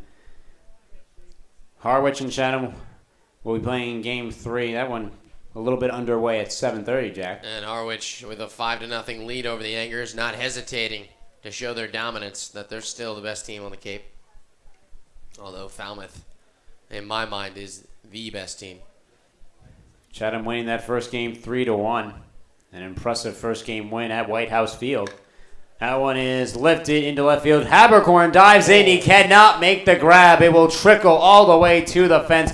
Turning and putting the speed on is McLaughlin. He will not go for home, though, and will not try the inside the park home run. But it's a leadoff triple to start things off in the 6th. And it's a gift. Habercorn should not be laying out for that ball. Plain and simple. You can't lay out for it because you know what happens is it's just going to get skirt behind you. And a single is a lot less threatening than a leadoff triple. Habercorn, he has tried to make as many diving plays as he can. That one may have been an unfortunate one to possibly give a runner 90 feet away and giving a 4-0 lead to Falmouth. Michael Cantu will be up. He will be followed by Caden Grenier, though. Cantu, already an RBI, scored in this game a sacrifice ground out to score Tyler Lawrence in the 2nd inning. And the first pitch inside misses Hudgens. He has to go grab it and stares on over to McLaughlin. It does not go far enough for McLaughlin to try home. Another news on the Cape, Wareham and Bourne tied up at ones. YD and Orleans also tied up at ones in the second. That one at Eldridge Park. The Wareham-Bourne game is going to be, that's going to come down to the wire. Wow. The 1-0 hits on the corner. Lower part for Harrington. And YD winning the first game against Orleans at Red Wilson 4-2. And Bourne is always that team. Doesn't matter. Bourne always seems to be that persistent team as the 1-1 misses. And I know there's a lot of turnover, but they always just seem to have that mentality behind the team, is that they have always been very persistent in getting wins and making games close. Even though they started off hot later on earlier on the season, but then fell off. And I mean, they're putting a tough series there against Wareham. The 2-1 grounder over misses the glove of Rutherford. That's short and trickles out into left. McLaughlin will easily score, and 2 RBIs in the game. This one a single by Cantu, and it's 4-0 Falmouth. The next batter for Falmouth, the shortstop from Oregon State. Yeah, and Bourne, they had one of the best lineups in the Cape first half of the season. The pitching just kind of plummeted, and they lost a lot of players. At one point, they only had 10 position players on the roster. First place in the West, 16 games in. And 16 games you don't think is a lot, but in a 44-game season, it's a quarter of the way. More than a third.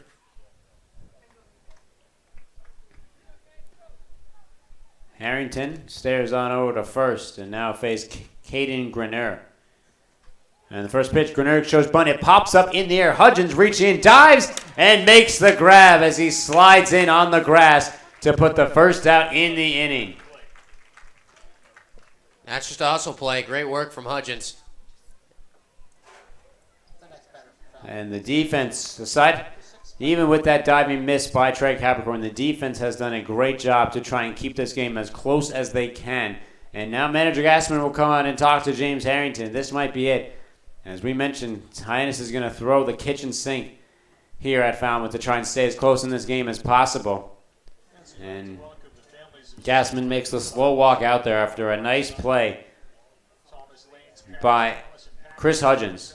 And that'll be it for James Harrington. He will leave this game and leaves a runner on, 1 out in the top of the 6th, already a 4-0 lead for the Commodores, as we will return back in a moment. A pitching change for Hyannis on the Cape Cod Baseball League Network.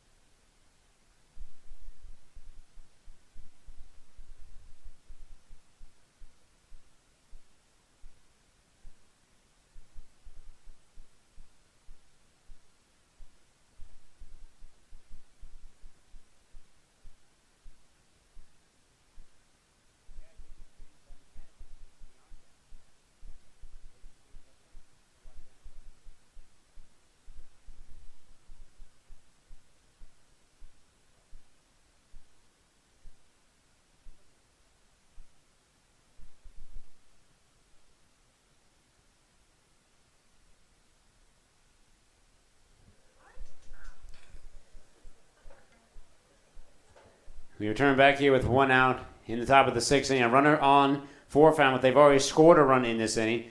And Tristan Barlow, the lefty, comes in to face Falmouth. This will be the second straight time he has faced Falmouth, though. He pitched in the previous game yesterday, pitched an inning and had 2 strikeouts. But it was a scoreless inning for Hyannis.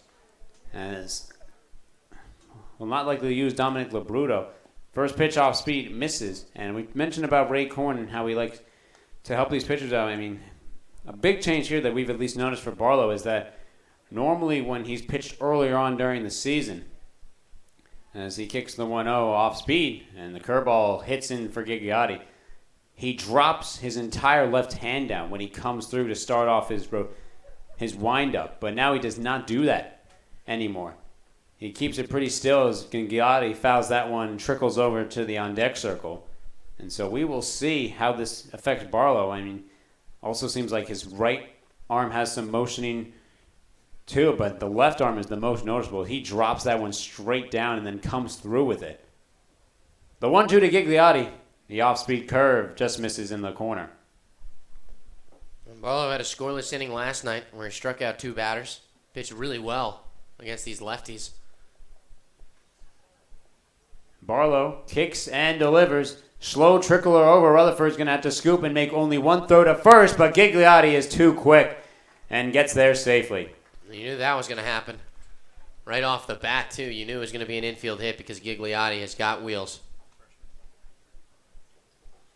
As a freshman, Gigliotti led the country with bunt hits. He had 22 bunt hits out of 78 total hits. 22 of those were from bunts. That's awesome.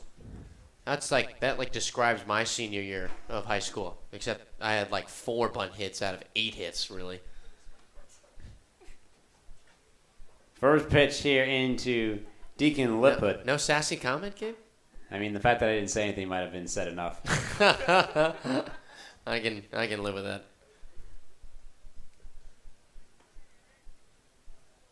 1 out here in the top of the 6th inning, and a 4-0 lead for the Commodores. Tristan Barlow kicks and deals, and it misses the lower corner for a 2-0 count to Deacon Liput. And singled in his first 2 at-bats, and then a sacrifice in that 5th. The 2-0 down in the dirt again by Barlow. Garrett Cave is up and throwing, Gabe. We talked about him coming in early because Hyannis needs to utilize him. We could see him pitch multiple innings today. 3-0 count to Deacon Liput, though. Barlow sets at the bell, kicks and fires, and he misses down low. And the bases are loaded once again. It's 2 straight innings that the bases are loaded for Falmouth. 2 straight times that it's been Matajevic coming up with runners on. Last time they walked him with 2 runners in scoring position to load the bases, but this time you got to face him right out. And now Ray Korn will go out and talk to Barlow, as he has a tough task to face here with Matajevic. Only 1 out in the inning. A double play does end the inning, but with Matajevic, it's going to be a tough task to get that ground out. And the wind is flying into right field, and I'm sure Korn is telling Barlow that, to not give him any opportunity to turn on any balls to fly that one out.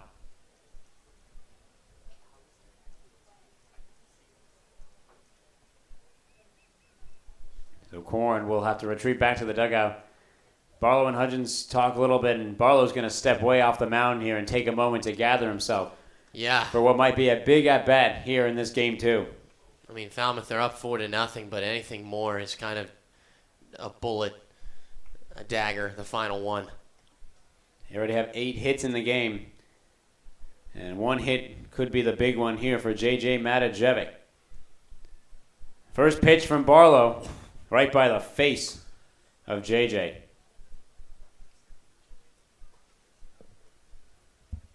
The way that the offense has been hitting tonight against Brady Singer, I mean, this, if any more runs come across, this could be it. Matajevic gets a piece of it, but he flies it foul on the left side. And everyone holding their breath in the crowd right now. It's eerily silent. Another big moment for Hyannis. They faced once again with the bases loaded in the 5th, only allowed 1 run to go across in that inning. But still only have 1 out in this top of the 6th. The next pitch, curveball, drops in the corner to Matijevic, and he sets it a 1-2 count.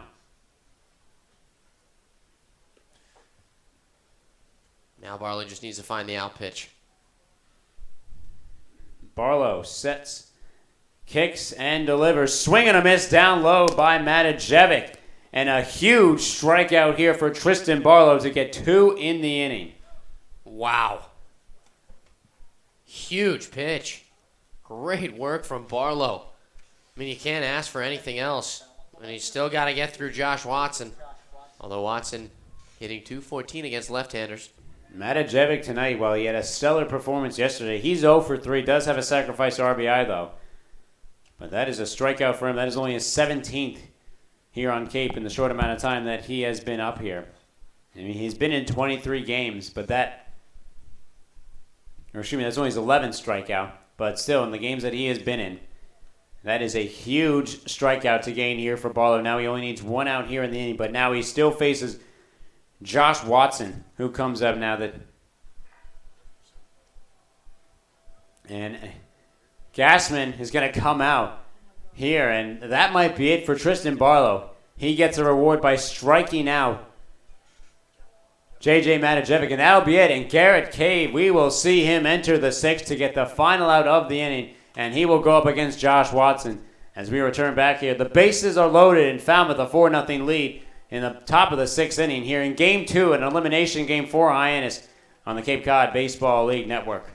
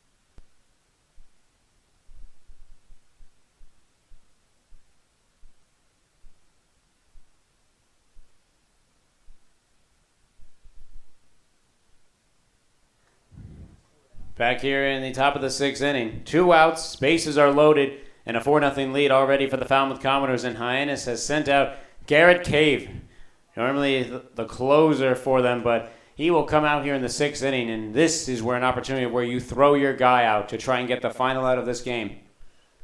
Yeah, and honestly, Gabe, Cave might be in the game the rest of the way. I mean, he was just presented with the best reliever pitcher on Cape Cod, that award. First pitch to Watson. He fouls that one into the backstop. Gabe, what? You see this thing? The ball just got caught in the netting on the pole. Huh. That was awesome.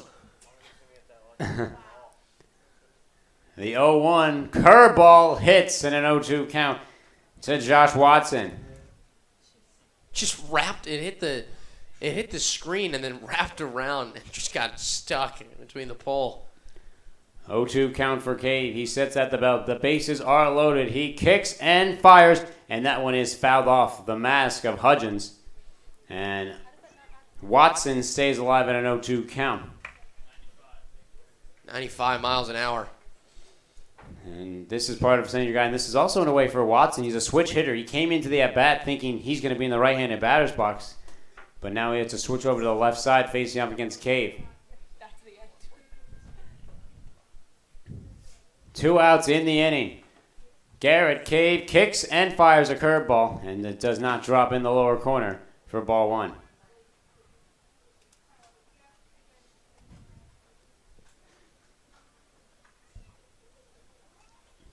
Would be huge if Hyannis could escape once again from the bases loaded situation.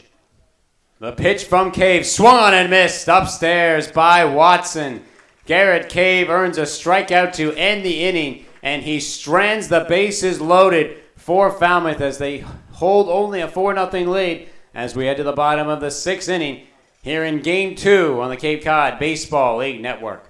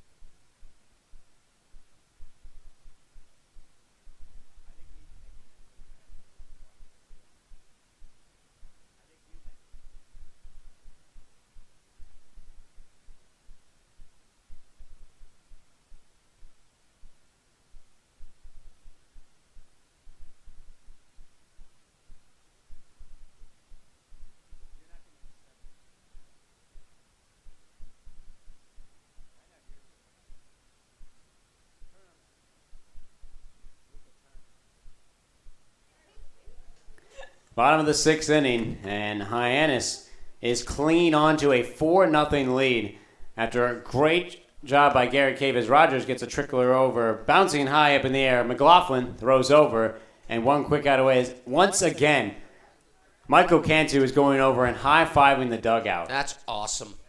And one out is away in the inning, but a impeccable job by Garrett Cave to come in against Watson. The bases are loaded, and he finds a way to escape it. No runs scored with that bases loaded situation. Although one run did score in that inning before the bases were loaded. But Garrett Cave avoids any more damage that is done in that inning. Fastball by Brady Singer, who is still in the game for Falmouth. And an 0-1 count. Action is starting to commence in the Falmouth bullpen, though. Next pitch, Busby lines that one out of play on the right side.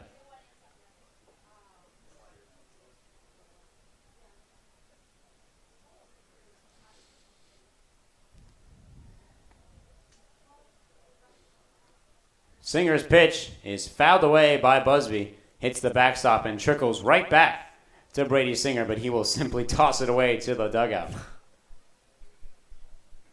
And Singer compared with Passantino, I mean, they're both heavy competitors, but Singer's a little bit more nonchalant about it. Passantino was pumping his chest yesterday. Chopper over once again to McLaughlin. He will glove it and fire over. And 2 outs are out in the inning for Hyannis. Wareham takes a 3-1 lead over the Braves in the top of the 8th. YD And Orleans tied up at ones. Harwich now 6-0 lead over the Anglers at Veterans Field. That must be a very mystic and scenic Chatham playoffs atmosphere, I would assume. Maybe not at that point since it's 6-0, but I'm sure early on. Yeah, the high hopes of taking and sweeping the Harwich Mariners. Who's starting that game for Harwich? Let me look it up. The 1-0 misses upstairs to Cody Henry. Oh, it was B.J. Myers. It was. I believe that they would have thrown him in the second game. Yeah, Myers. Starter for the East Division All-Stars. 2-0. Misses once again for Singer.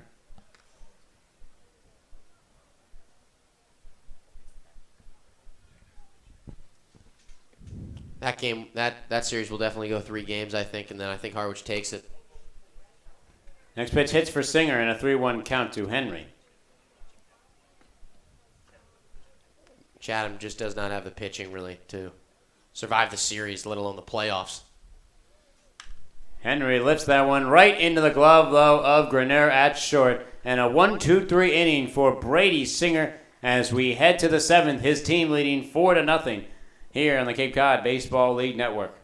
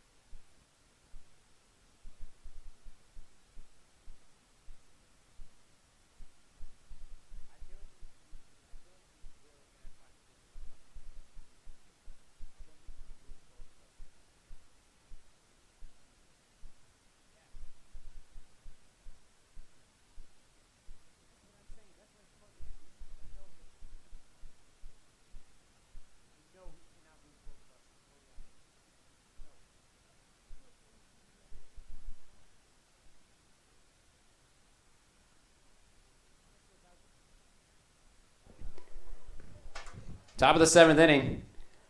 Garrett Cave still in the game. He faces and fires the first pitch. Fastball into Tristan Gray. Cave gets that strikeout swinging on Josh Watson to end the inning. Leaves the bases loaded for Falmouth. Next pitch hits. A check swing slightly by Gray. Does not even bite on it. But it'll be an 0-2 count either way. Gray's 0 for 2. A strikeout and a flyout, but walked in the 5th. The fastball claps upstairs.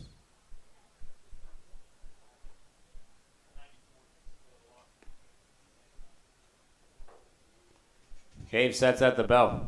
A 1-2 pitch. Misses again upstairs.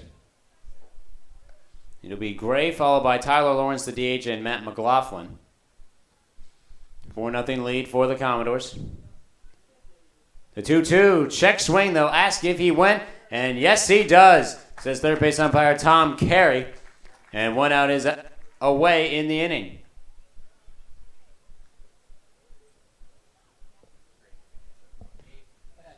And Gabe Bo Burrup started tonight for Chatham. 5 hits, 6 runs on 5 earned, 2 walks in 3 innings pitched. One out is away. Fastball misses outside by Cave to Tyler Lawrence, the DH. Hit by a pitch in the second, scored a run. Popped out to third, then struck out swinging in the fifth for Lawrence. A 1-0. Fastball up by his head and a 2-0 count. Nick D'Alessandro, the 9-hitter for Harwich, hit a grand slam in the second inning. That'll help. The 2-0. Down low in the dirt. Check swing by Lawrence. He did not go around.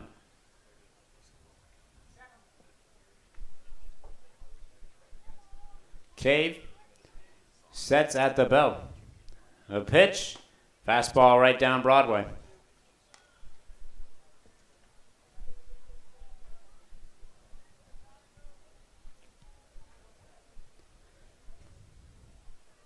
The 3-1.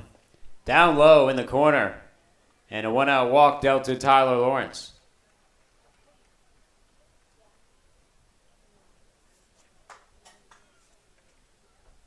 That's better for Falmouth. Third baseman for Kansas, number 24, Matt. I wonder how long that we will see Cave for. No one warming in the pen. I would think, this has been one of the other unfortunate things for Hyannis not being able to score runs is you did not get to see one of the best guys on this team in Garrett Cave a lot. And that's the unfortunate part of being the closer. Well, Fastball misses upstairs to McLaughlin. He wasn't around in those last 8 games really at all. We saw him 2 times just to pitch an inning, just to stay fresh.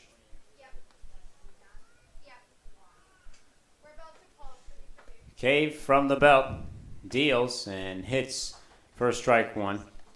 After that walk to Tyler Lawrence, that now makes it 6 walks in the game for the Falmouth Commodores. And that has continued to add to their total of walks that they have garnered in the regular season. The 1-1 misses upstairs once again to Matt McLaughlin. McLaughlin has 2 of those walks in the game. Scored on the one in the 6th. Doubled in the 2nd. And was left stranded at 3rd. Throw on over. And sliding back in is Tyler Lawrence.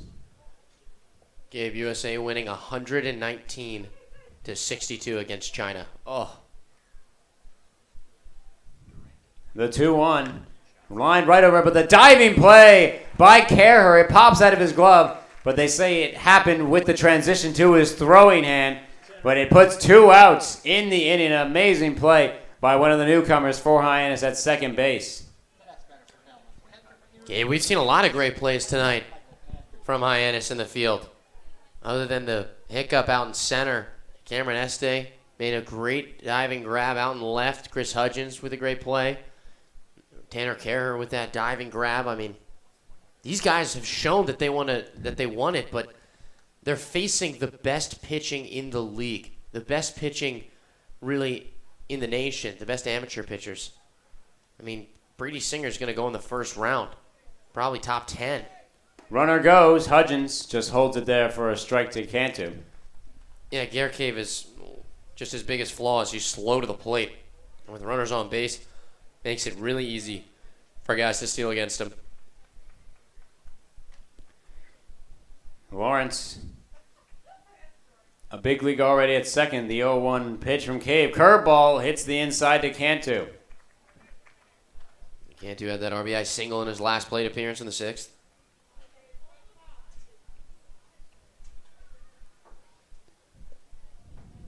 Cave sets at the belt. The pitch is fouled away by Cantu over the netting.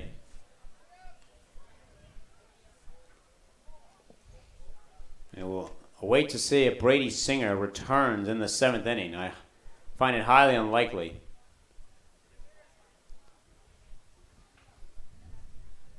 Cave. 0-2 pitch. Swung on and missed by Cantu. Kept in the glove by Hudgens. 2 strikeouts more in the inning for Cave. And he continues to hold it to a 4-0 lead for the Commodores as we head to the bottom of the 7th here on the Cape Cod Baseball League Network.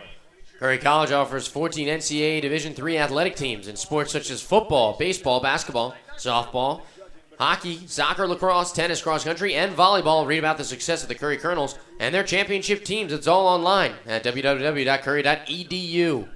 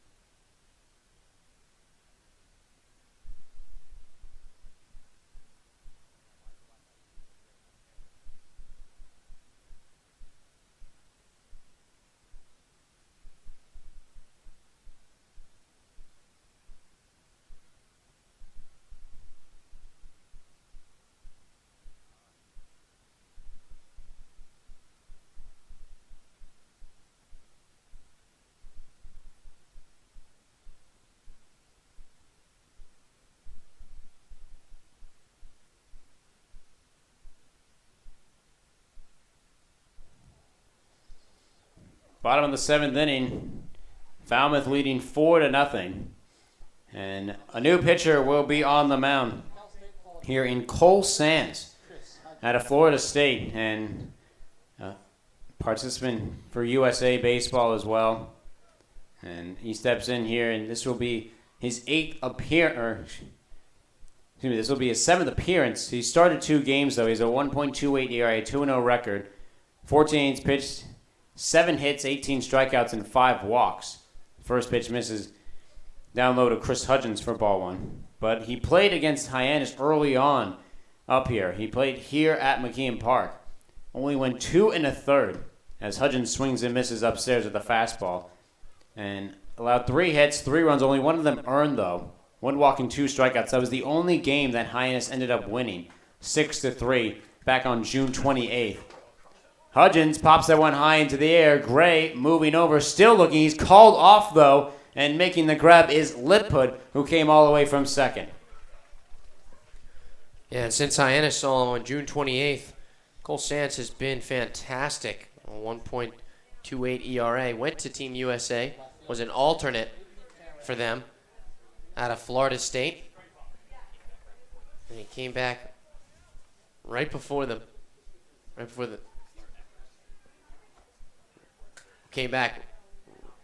start after he started against Hyannis, excuse me. Got to get that straightened out. Brady Singer finishing off his start. 6 innings pitched, 3 hits, no earned, 1 walk, 5 strikeouts. As that one is fouled away by Este for an 0-2 count.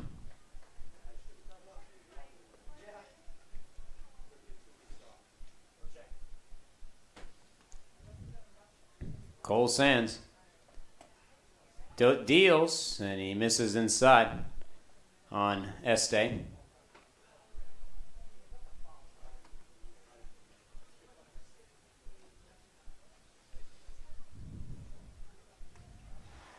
A 1-2 hits in the dirt early on by Sands.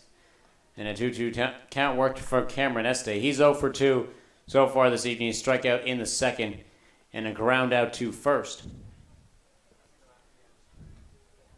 Only 3 hits for Hyannis tonight, the same they had in the game at Falmouth. That one is lifted, though, in a deep right field. Matajevic hops up and makes the grab right by the warning track to put 2 away. I was talking to one of the Falmouth coaches after last night's game about how J.J. Matajevic, he could be the best player up here, but the fielding out and right is really his weakness, and he's gotten a lot better at it, but even last night we saw him struggle. Here's Treg Habercorn. He's 0 for 2 as well. Sands, the first pitch, fastball, misses outside.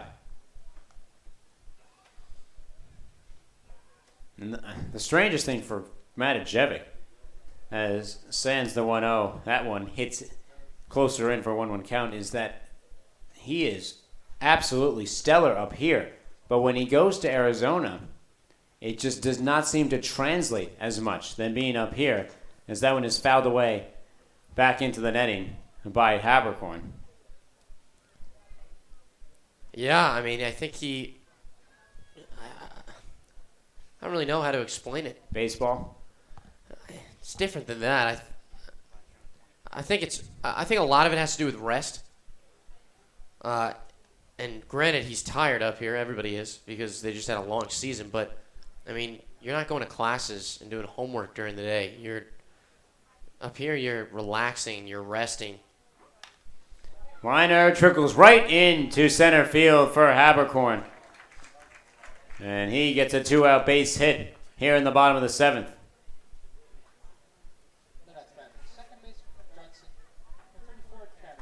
He certainly, I certainly believe that his success here will carry over into minor league baseball.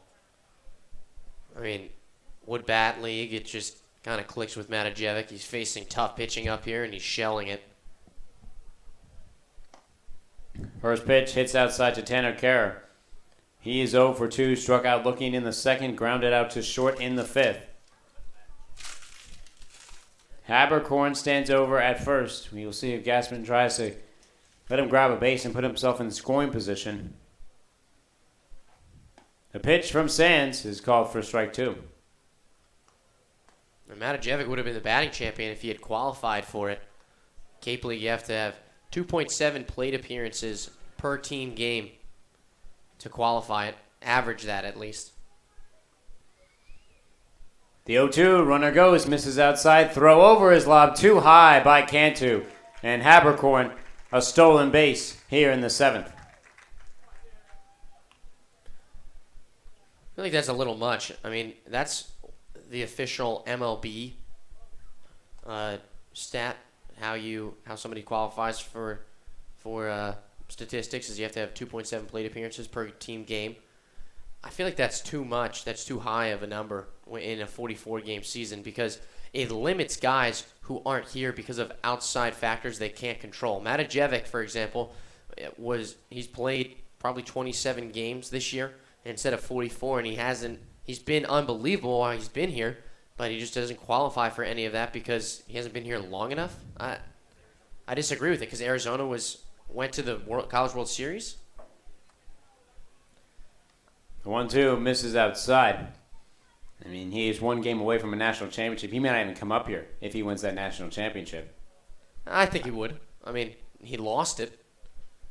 Losing and winning are completely different things. I don't think. Off speed misses, and it's a full count to Carrot. I think he wants that lust to win something after being so close to winning the College World Series. No, I maybe, but I don't think that contributes to you wanting to be up here. I think you wanting to be up here is I want to face the best, and I want to perform.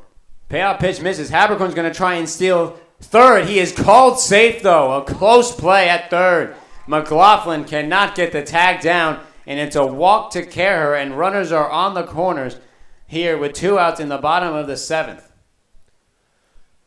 Risky play by Habercorn. You never make the last out of an inning at third, and lucky he made it. Habercorn takes risks, that's for sure. And they'll pay off, but a lot of coaches don't like that, taking risks too often. 2 stolen bases for Trey. He only had 1 coming into this game, but he has 2 in the inning. A walk to Kerr, and now Peter Zyla will step in with a chance to put a run on for Hyannis. First pitch from Sands, fouled away into the netting by Zyla. Zyla is 1 for 2. He singled in the 5th, but popped out in the 3rd. I mean, only around 30 or 40 players each year can actually qualify for the batting title. A 1 misses outside. You think that they should lower the plate appearances per game? It depends how far you want to lower it. Maybe 2. Because then at some point, the farther you lower it, the more open you give it to people that really haven't been up here for that long. That one is lifted into dead center field. Giglad is nowhere near it. It trickles to the wall. Habercorn will score. Sending Kerr home is Gassman. The throw is not in time. Zyla will have a 2 RBI triple with 2 outs in the bottom of the 7th inning, and they are back in this game. Out of left field. Gabe, it all started with 2 outs when Habercorn singled up the middle, and those 2 runs feel like a huge burden has been lifted off the shoulders of this Hyannis team. And that will be it for Cole Sands. He immediately called to the bullpen for Lines, I believe, is the one there. He lets up 2 runs immediately off of Peter Zyla. 2 RBIs. He was standing at 2 RBIs coming into this game. And that'll be it for Sands. Hyannis has cut the deficit in half, trailing only 4-2. 2 outs in the bottom of the 7th inning here at McKeon Park on the Cape Cod Baseball League Network.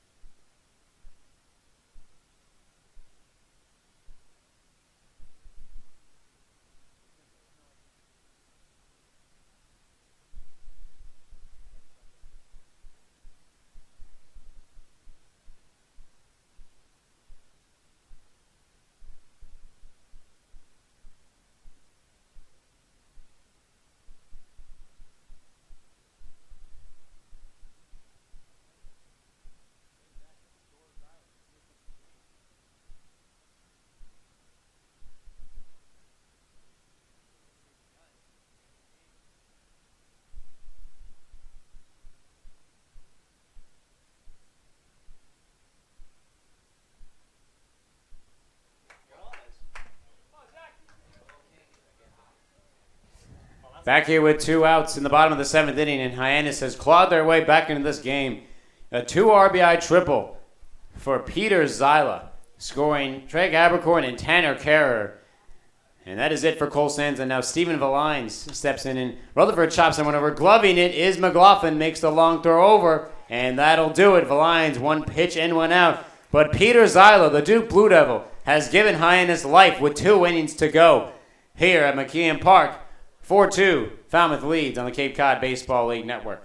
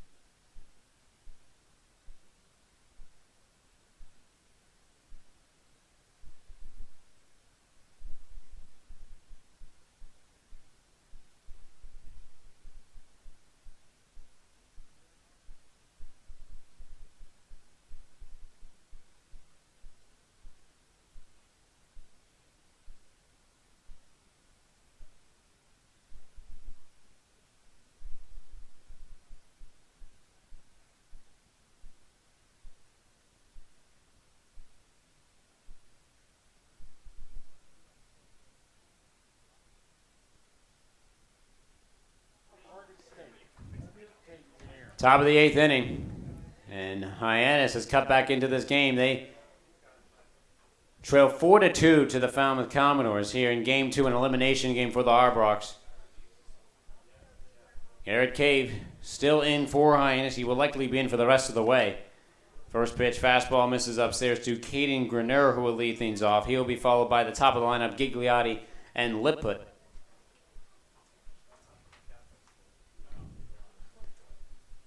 Pitch from Cave is swung on and missed by Grenier. And what a way for Hyannis to find life out of Peter Zyla. The guy who was bumped in and out of the lineup multiple times, and he comes in huge there with a shot to right center field. Gigliotti way off on the play. Oh, the 1-1 misses from Cave. He was playing not only shallow, but closer to the left side. Expecting him to slap the ball out on the left like he did his first hit.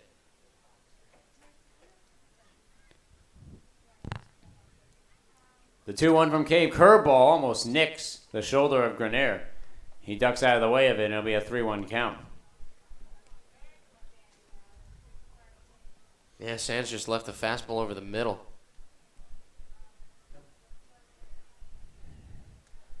The 3-1 is swung on and missed by Grenier.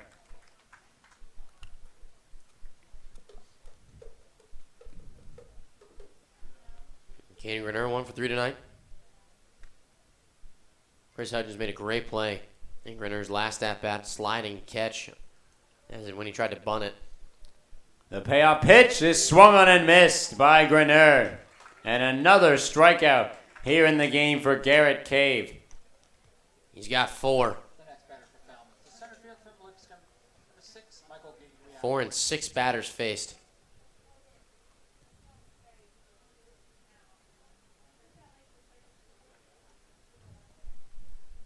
So now here is the top of the lineup, and this is going to be the tough part here for Cave. But if he finds a way out of it, he will likely not have to face the lower part in the 9th inning. First pitch, a good guy to rips that one right into left field for a base hit with 1 out. Good piece of hitting. Just knows he's going to pump a fastball for a strike on the first pitch of the game, or first pitch of the at-bat. He just goes with it. Now here is Deacon Lipwood, as Cave will have to face the multitude of lefties coming up for Falmouth. They lead 4-2. 1 out in the top of the 8th. Cave sets at the belt and deals. Pitch is called for strike one.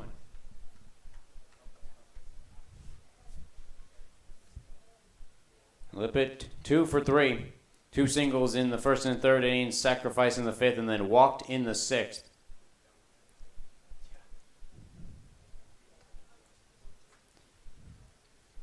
Cave throws on over, and Gigliotti slides back in safely. So I would expect Gigliotti at some point to try and make a run at second base. Yeah, Cave slow to the plate. There he goes. The 0-1 pitch. Hudgens throws on over. Bounces, though, in the dirt. Nails Gigliotti. And it trickles out into left. Kerher will retrieve it. But Gigliotti will go no further. Looks like it hit him on the back of his foot. The throw was behind him. It'll be a 1-1 count to Lippert, as now Gigliotti has put himself in scoring position.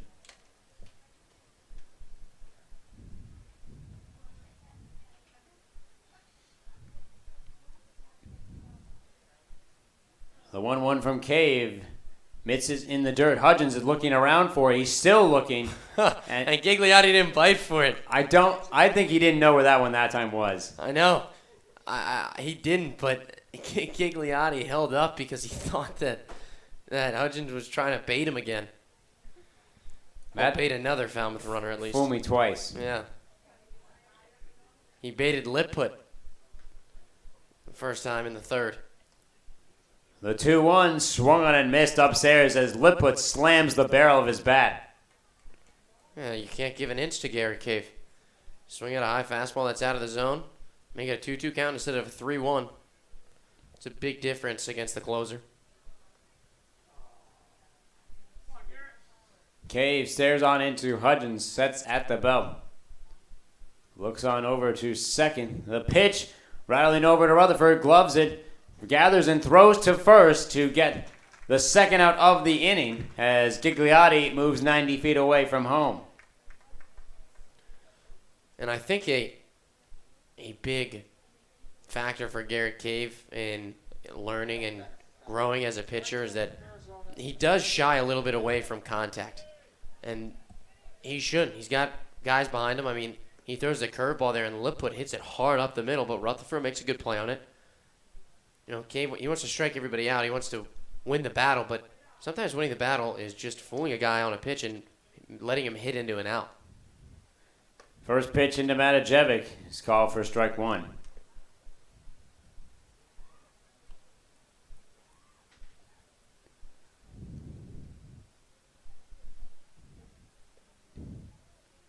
Pitch by Cave, swung on and missed by Matajevic at the curveball. After a great night from Matajevic last night, 2 hits and a home run, one of which was a home run. 0 for 2 tonight, walked. He got a sac fly. Continues his RBI streak. 2 outs in the top of the 8th inning. Garrett Cave kicks and delivers, and that ball is swung on and fouled to the back of the netting by Matajevic. Gaiman have tacked on 2 more against the Bourne Braves. 6-2 now the score in the bottom of the 8th. That one being played at Naran Park in Bourne. Cave sets once again. The 0-2 pitch swung on and missed upstairs by Matajevic. 2 more strikeouts gathered in the inning by Cave. He leaves a runner stranded, and it's still only a 2-run deficit for Hyannis heading to the 8th inning here at McKeon Park on the Cape Cod Baseball League Network.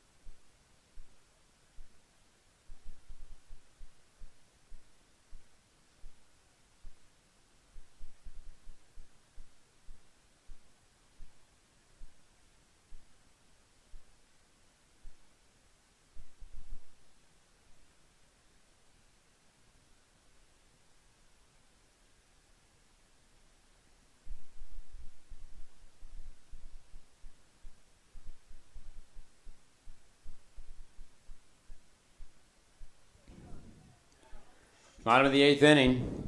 4-2. The Falmouth Commodores lead in Game 2. The West Division Series. Hyannis facing elimination. And they will have Rogers, Busby, and Henry to try and score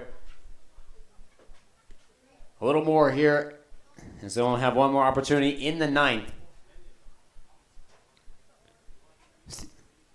The Lions in the game, though, and he deals the first pitch called a strike to Rogers. As Rogers, he's 0 for 3. Fly out to center, struck out swinging, and grounded out to third. The 0-1 from Valines misses outside. The Lions pitched a good inning last night against Hyannis. Lights out.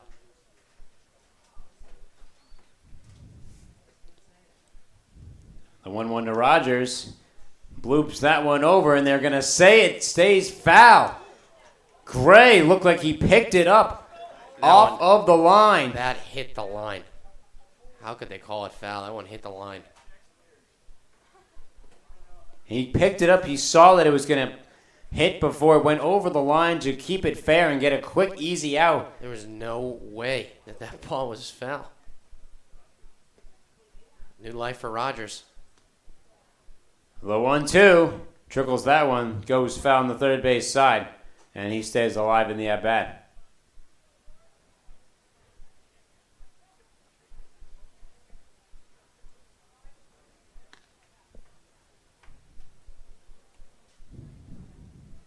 The Lions sets once again. Kicks and deals, and that one is fouled away again by Rogers over the netting. Corbin Martin warming in the bullpen for Falmouth.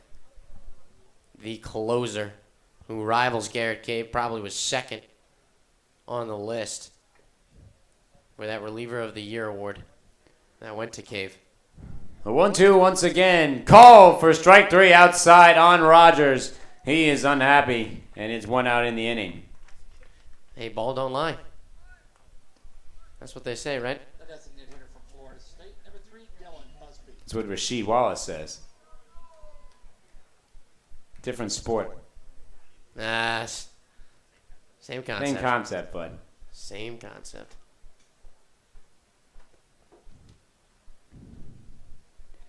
So 1 out is away in the inning here is Dylan Busby, the DH. First pitch from Valines is swung on and missed by Busby. 1 for 3 for the Seminole. Single in the first, but then a struck out swing and grounded out to third. The line kicks and deals, and Busby lifts that one over and trickles into right field for a base hit with 1 out in the inning. Nice work from Dylan Busby, and you wonder if he's... Well, I guess you're going to want to keep him in the game, but he can't really run well right now. And with 1 out in the inning, you scratch your head and you go, is now the time that you put a pinch runner on for Busby? But I don't think so, because he could potentially come up in the 9th. Here is Cody Henry now. Left-handed batter's box for Hyannis, facing off against Valines. It's the pitch way inside, grabbed by Cantu. Henry had that double play to end the first inning for Hyannis. Since then, he has walked and lined out to short.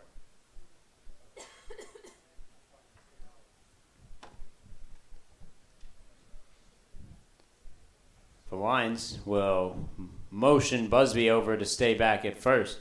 Doesn't even make a throw.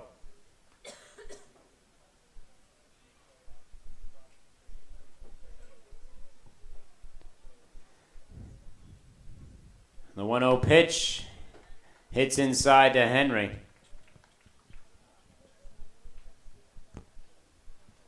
Cody Henry up in another big situation. Back in the first inning, grounded into that 4-6-3 double play when there were runners on the corners and 1 out. The 1-1 from Valines misses outside. Now Henry in a situation where he wants to extend the threat. Base knock. An extra base hit would be great.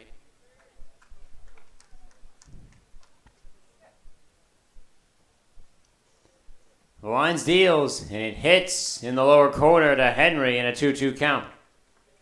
Really nice pitch there from Valines. Paints it on the corner and the inside. Busby stands over at first after a one-out base hit. Valines stares on in, kicks and deals, and Henry fouls that one away on the first base side. Lion trying to sneak back in on Henry. Watch the off-speed away in this next 2-2 pitch.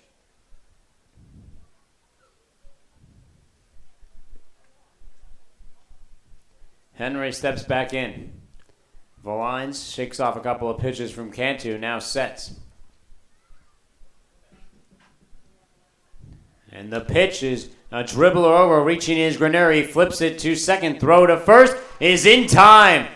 As reaching out for it is Gray, and that'll end the inning for Hyannis. As we head to the ninth, Falmouth leads 4-2 in Game 2 of this division series on the Cape Cod Baseball League Network.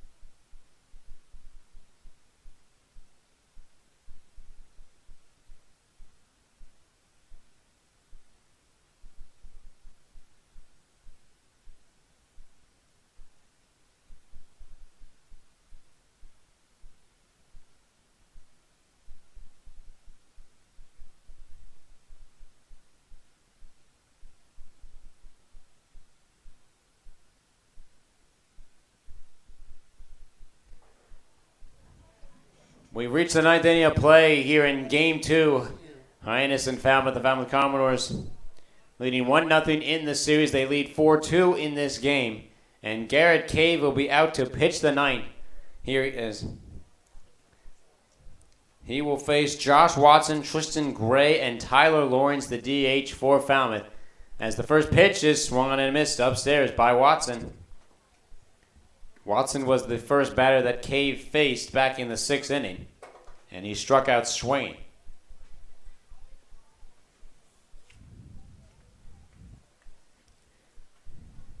A 1 pitch misses down low for Cave.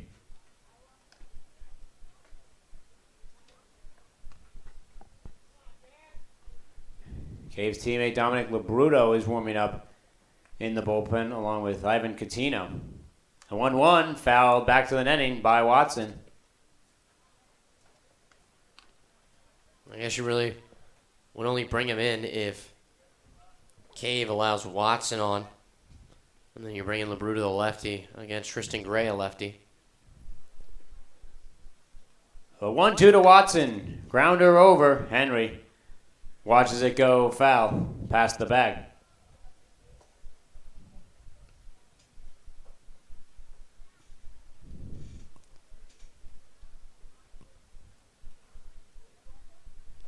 Wareham still leading. That one not over yet. But if the Gatemen win, then that means a day off tomorrow if Falmouth can win this one. 1-2 is fouled off again by Watson. A rare day off for a team in the playoffs, one that they would need. Not need, but would like. Gatemen up now 7-2 in the bottom of the 9th inning, trying to close it out against the Braves. They will likely head that game back to Spillane Field. The 1-2 from Cave. Lifted into deep left center field. Moving over, reaching out is Habercorn. He will have no plan and reaches the fence. He will throw in to the cutoff man, and it'll be a leadoff double for Watson to start the inning. Just puts a number on that fastball. The faster it goes in, the faster it goes out. The first baseman on Rice, number 1, Tristan Gray. No one even near that play in right center. Habercorn reaching out just to attempt, but neither of them are close, and now another runner in scoring position for Falmouth. And this is Cave's longest outing this year. Next pitch showing bunt, but it trickles foul by Gray. Falmouth has left 10 runners on base in their past 4 innings. Excuse me, 5 innings. And Hyannis has been keen on keeping it controlled. In those 5 innings, they've only allowed those 2 runs to cross. As defensively, Korn is going to change things up, and Kerr is going to stand. He runs in over, moves. Both runners come in. Cave is going to trickle. He throws on over. He finds no one, though, and there's going to be no play to make as no one was covering second base. And 2 runners will be on for Falmouth. It's great work from Josh Watson at second. He knows the situation. He understands what's happening here. Number 41, Tyler Lawrence. That's a fielder's choice. No hit, no sacrifice. So it will be as a fielder's choice for Gray. And now Cave in some trouble. No outs, top of the 9th inning. Showing bunt now once again. That time trickles in front. Hudgens going to reach in. He's going to have to throw. No one is there, and no one is called out. And the bases are loaded once again for Falmouth. That's 2 mental errors from Tanner Kerr. And I don't even... maybe not mental errors on the first one, because that's what he was instructed to do, is go cover first. But that one was definitely a mental error. Third baseman for Kansas, number 24, Matt. So now the bases are loaded for a 3rd inning for Falmouth in this game alone. Infield is in, and Cave will face Matt McLaughlin. First pitch hits for a strike. No outs on the inning. That's the big one for Falmouth, as they came up with 1 in their last 2 when they had the bases loaded. Check swing. They said he went around, and it's an 0-2 count for McLaughlin.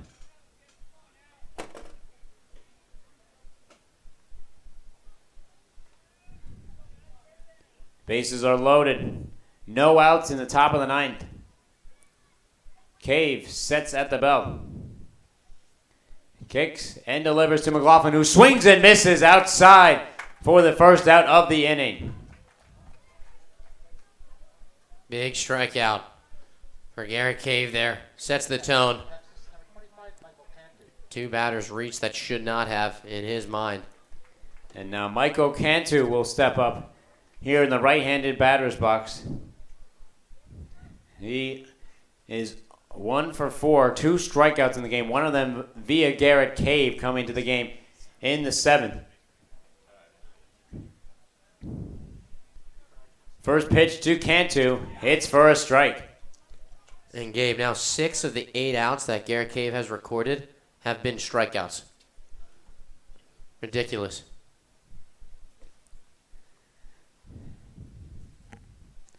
The 0-1 to Cantu. Rips that one right to Rutherford. He flips to 2. Throw over to first. Glove, but pops out of Cody Henry's glove. A run will score. And the inning continues for Falmouth.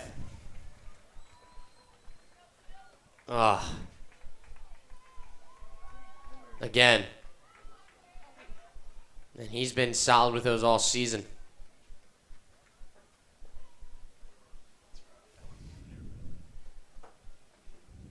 The shortstop for Oregon State, number 2, Kate Grenier. Definitely a bullet for this Hyannis team. I mean, you're so close to getting out of that inning. Pitch by Cave. Fastball misses outside. The 1 run will score in Josh Watson as Gray moves to 3rd. Lawrence is thrown out at second, and it's a fielder's choice for Cantu. The 1-0 hits for a strike on Caden Grenier. And that's just it's tough for Cody Henry. I understand it. But this is the second straight time that that's happened. Cave kicks and fires and hits for strike 2. And look, I mean, Henry, he's upset with himself. Of course, he wanted to get his team out of this inning. But it just kind of seems like that was the last little straw. Cave kicks and fires a curveball that flies out into right. Zyla still running back, still ranging over. He's not going to be able to get as it hits the wall. Cantu will stay. A run will score in gray. It is 6-2 Falmouth. And another hit for Caden Grenier. As Falmouth just takes control here in the ninth. And Gassman will come out, and that will be it for Garrett Cave. And a frustrating inning, to say the least, for the Hyannis Harbor Hawks. They trail 6-2. 2 runs have scored in this inning. 2 outs in the top of the ninth, and Garrett Cave will walk off for Hyannis after a stellar season performance, and he will hand it off to his teammate in Dominic Labruto. He will enter the game with 1 out to try and get to keep Hyannis. And it's 6-2 Falmouth leads on the Cape Cod Baseball League Network.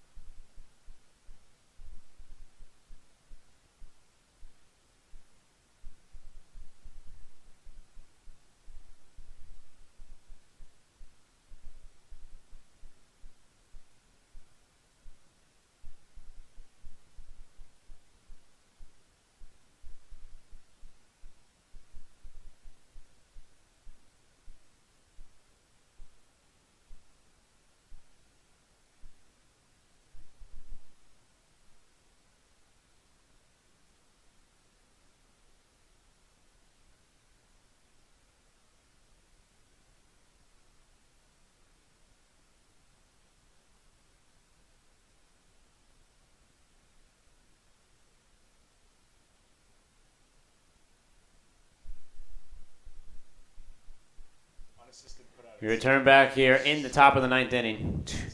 Dominic Labruto, the teammate of Garrett Cave, comes in with 2 outs in the inning, a runner on second, but now a 6-2 lead for the Commodores. Labruto pitched in the game yesterday. He went 1 1/3, 2 hits, 1 run that wasn't earned, and 3 strikeouts as Gigliotti shows bunt, and he misses for ball 1. Also a runner on third base in Michael Cantu. 12 hits on the night for Falmouth. They reach double digits once again. Gigliotti fouls that one to the backstop, and it's a 1-1 count.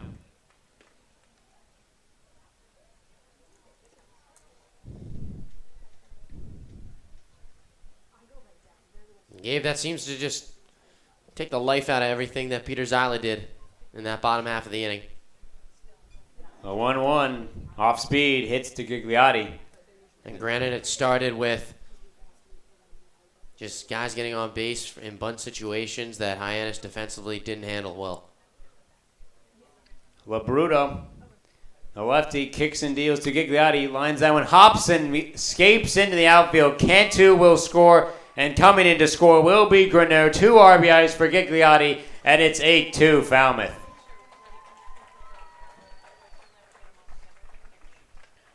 A work from Gigliotti. Fourth base hit of the evening for Michael Gigliotti. Just has gone off against Hyannis in these 2 games. 7 hits now for Michael Gigliotti. 4 runs scored in the inning for the Falmouth Commodores after Hyannis closed it to within 2. First pitch to Liput. He fouls it away over the netting.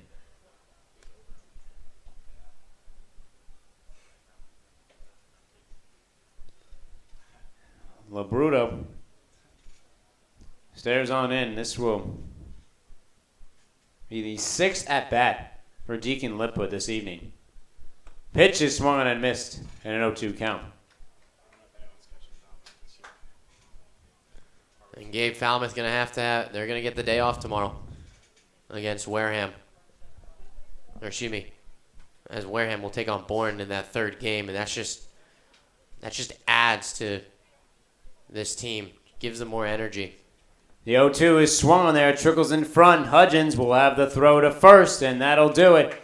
Hyannis will head to the bottom of the 9th inning. They trail 8-2 in an elimination game here at McKeon Park on the Cape Cod Baseball League Network.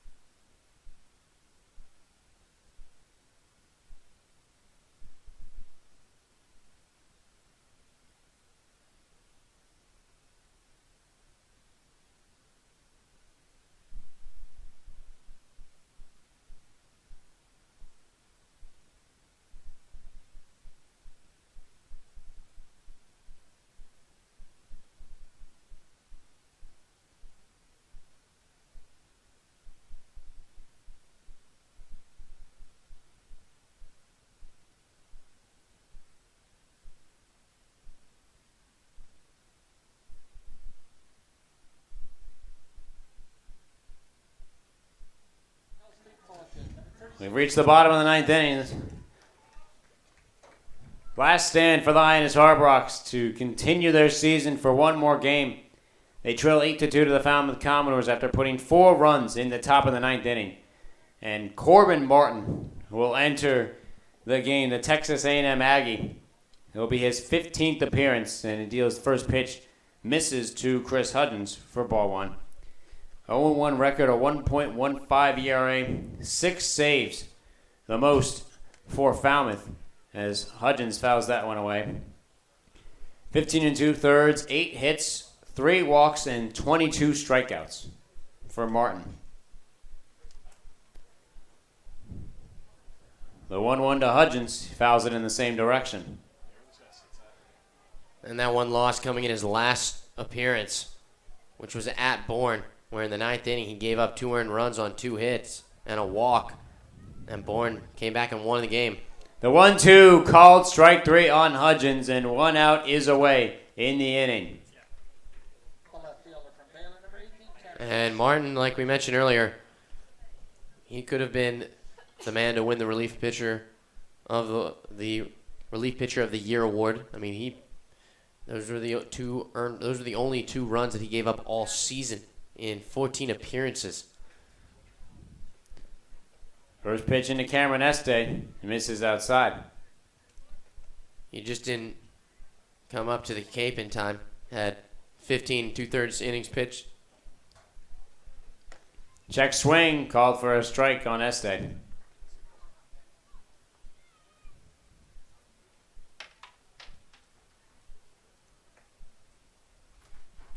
The 1-1 is swung on and missed by Este, the fastball.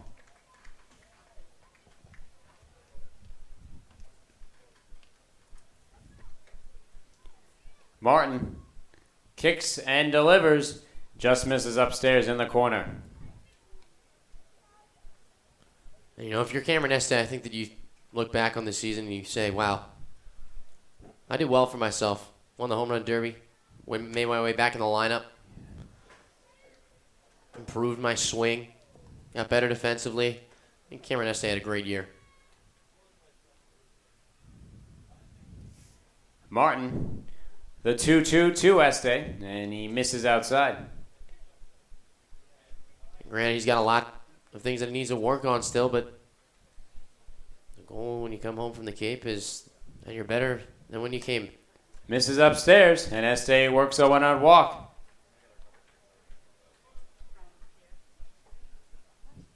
So now here is Trey Abercorn. Another lefty for Hyannis. He will step in. Runner on for Hyannis. 1 out in the bottom of the 9th inning, trailing 8-2.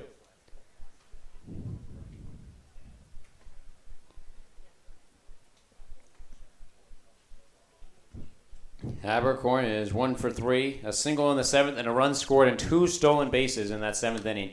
Lines that one over, gloved by McLaughlin. Throw to second, over to first, is not in time as Gray almost pulls off a split for nothing. But there's 2 outs in the inning. Abercorn doesn't want the season to end. Sprinting that all the way out. Second baseman Johnson and 34 Tanner Kerr. Now Tanner Kerr will represent the final chance for Hyannis. 2 outs in the bottom of the 9th.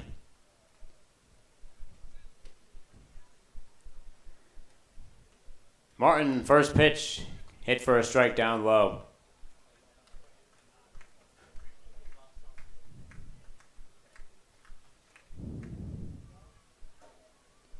Martin kicks and delivers.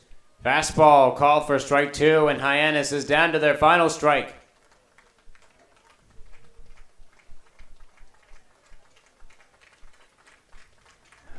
Martin looks in, kicks and delivers, misses inside.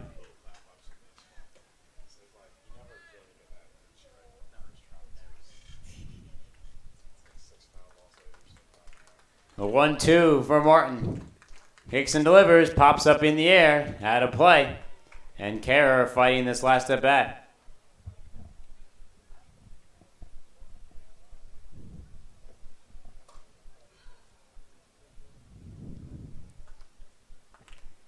Martin stares on into Cantu. 1-2 count, the pitch. Oh, in the dirt. And a 2-2 count for Kerr. Just working it in that bat. Wants to get every last life out of it.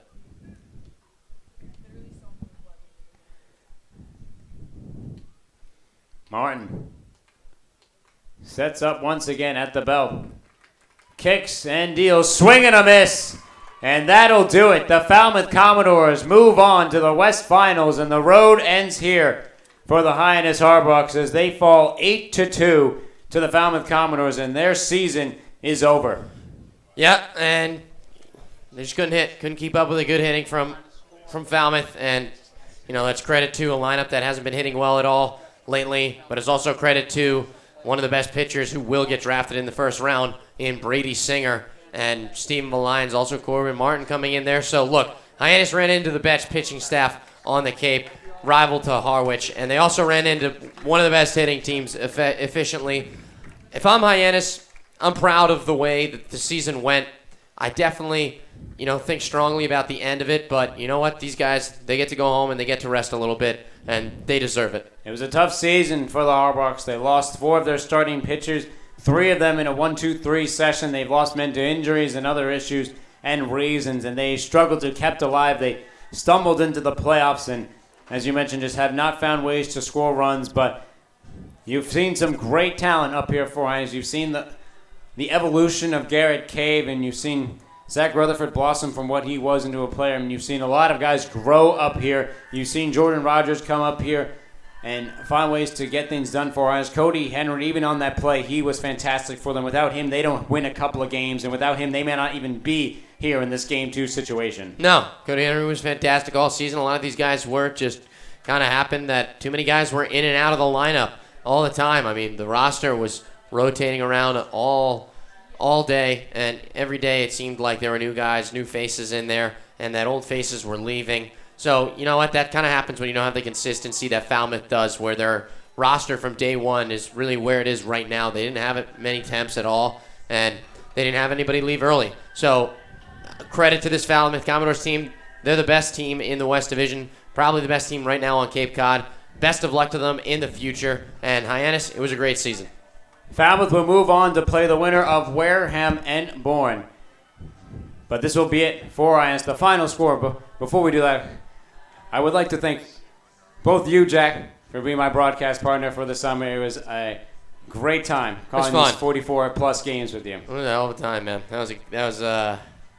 I look forward to it every day. I think that people kind of look at our job and they go, wow, you're busy from 4 to 10 p.m. every single day, and I don't see it like that. I don't think you do either. I think we come to the ballpark, and we have a lot of fun, and we did that this season. I know I come to the ballpark not saying it's a job. It's a fun thing to do. It's a fun thing I've been able to do for 2 summers, and just a great experience being up here. Also have one more person to thank, at least for the broadcast. We'll get to some of the thank yous in Hall Talk as well, but Luca Valentino, I mean, for 100%. things that go unnoticed, I mean, the Broadcaster camera work. whisperer. The broadcaster whisperer, he gives us everything, I mean, and more. There's a lot of things that I do not deserve that he has given us this entire year. Yeah. And we would like to thank him so much for what he's been able to do for us. And not only for the team, he's helped the team as much as he can, giving the stats out to them. And a spectacular job by him. And everyone else here, as we will get to that, as I mentioned, later on in Hawk Talk. But once again, the final score, 8-2, the Falmouth Commodores move on. And Hyannis, their players, get to go home and rest before the school season begins again for them. But for the final time, we'd like to thank you, all the listeners as well, for listening here into the broadcast in Harbocks Baseball. For Jack Keffer, I'm Gabe Sussex, signing off for the final time here in the 2016 season. We hope you enjoy the rest of your evening.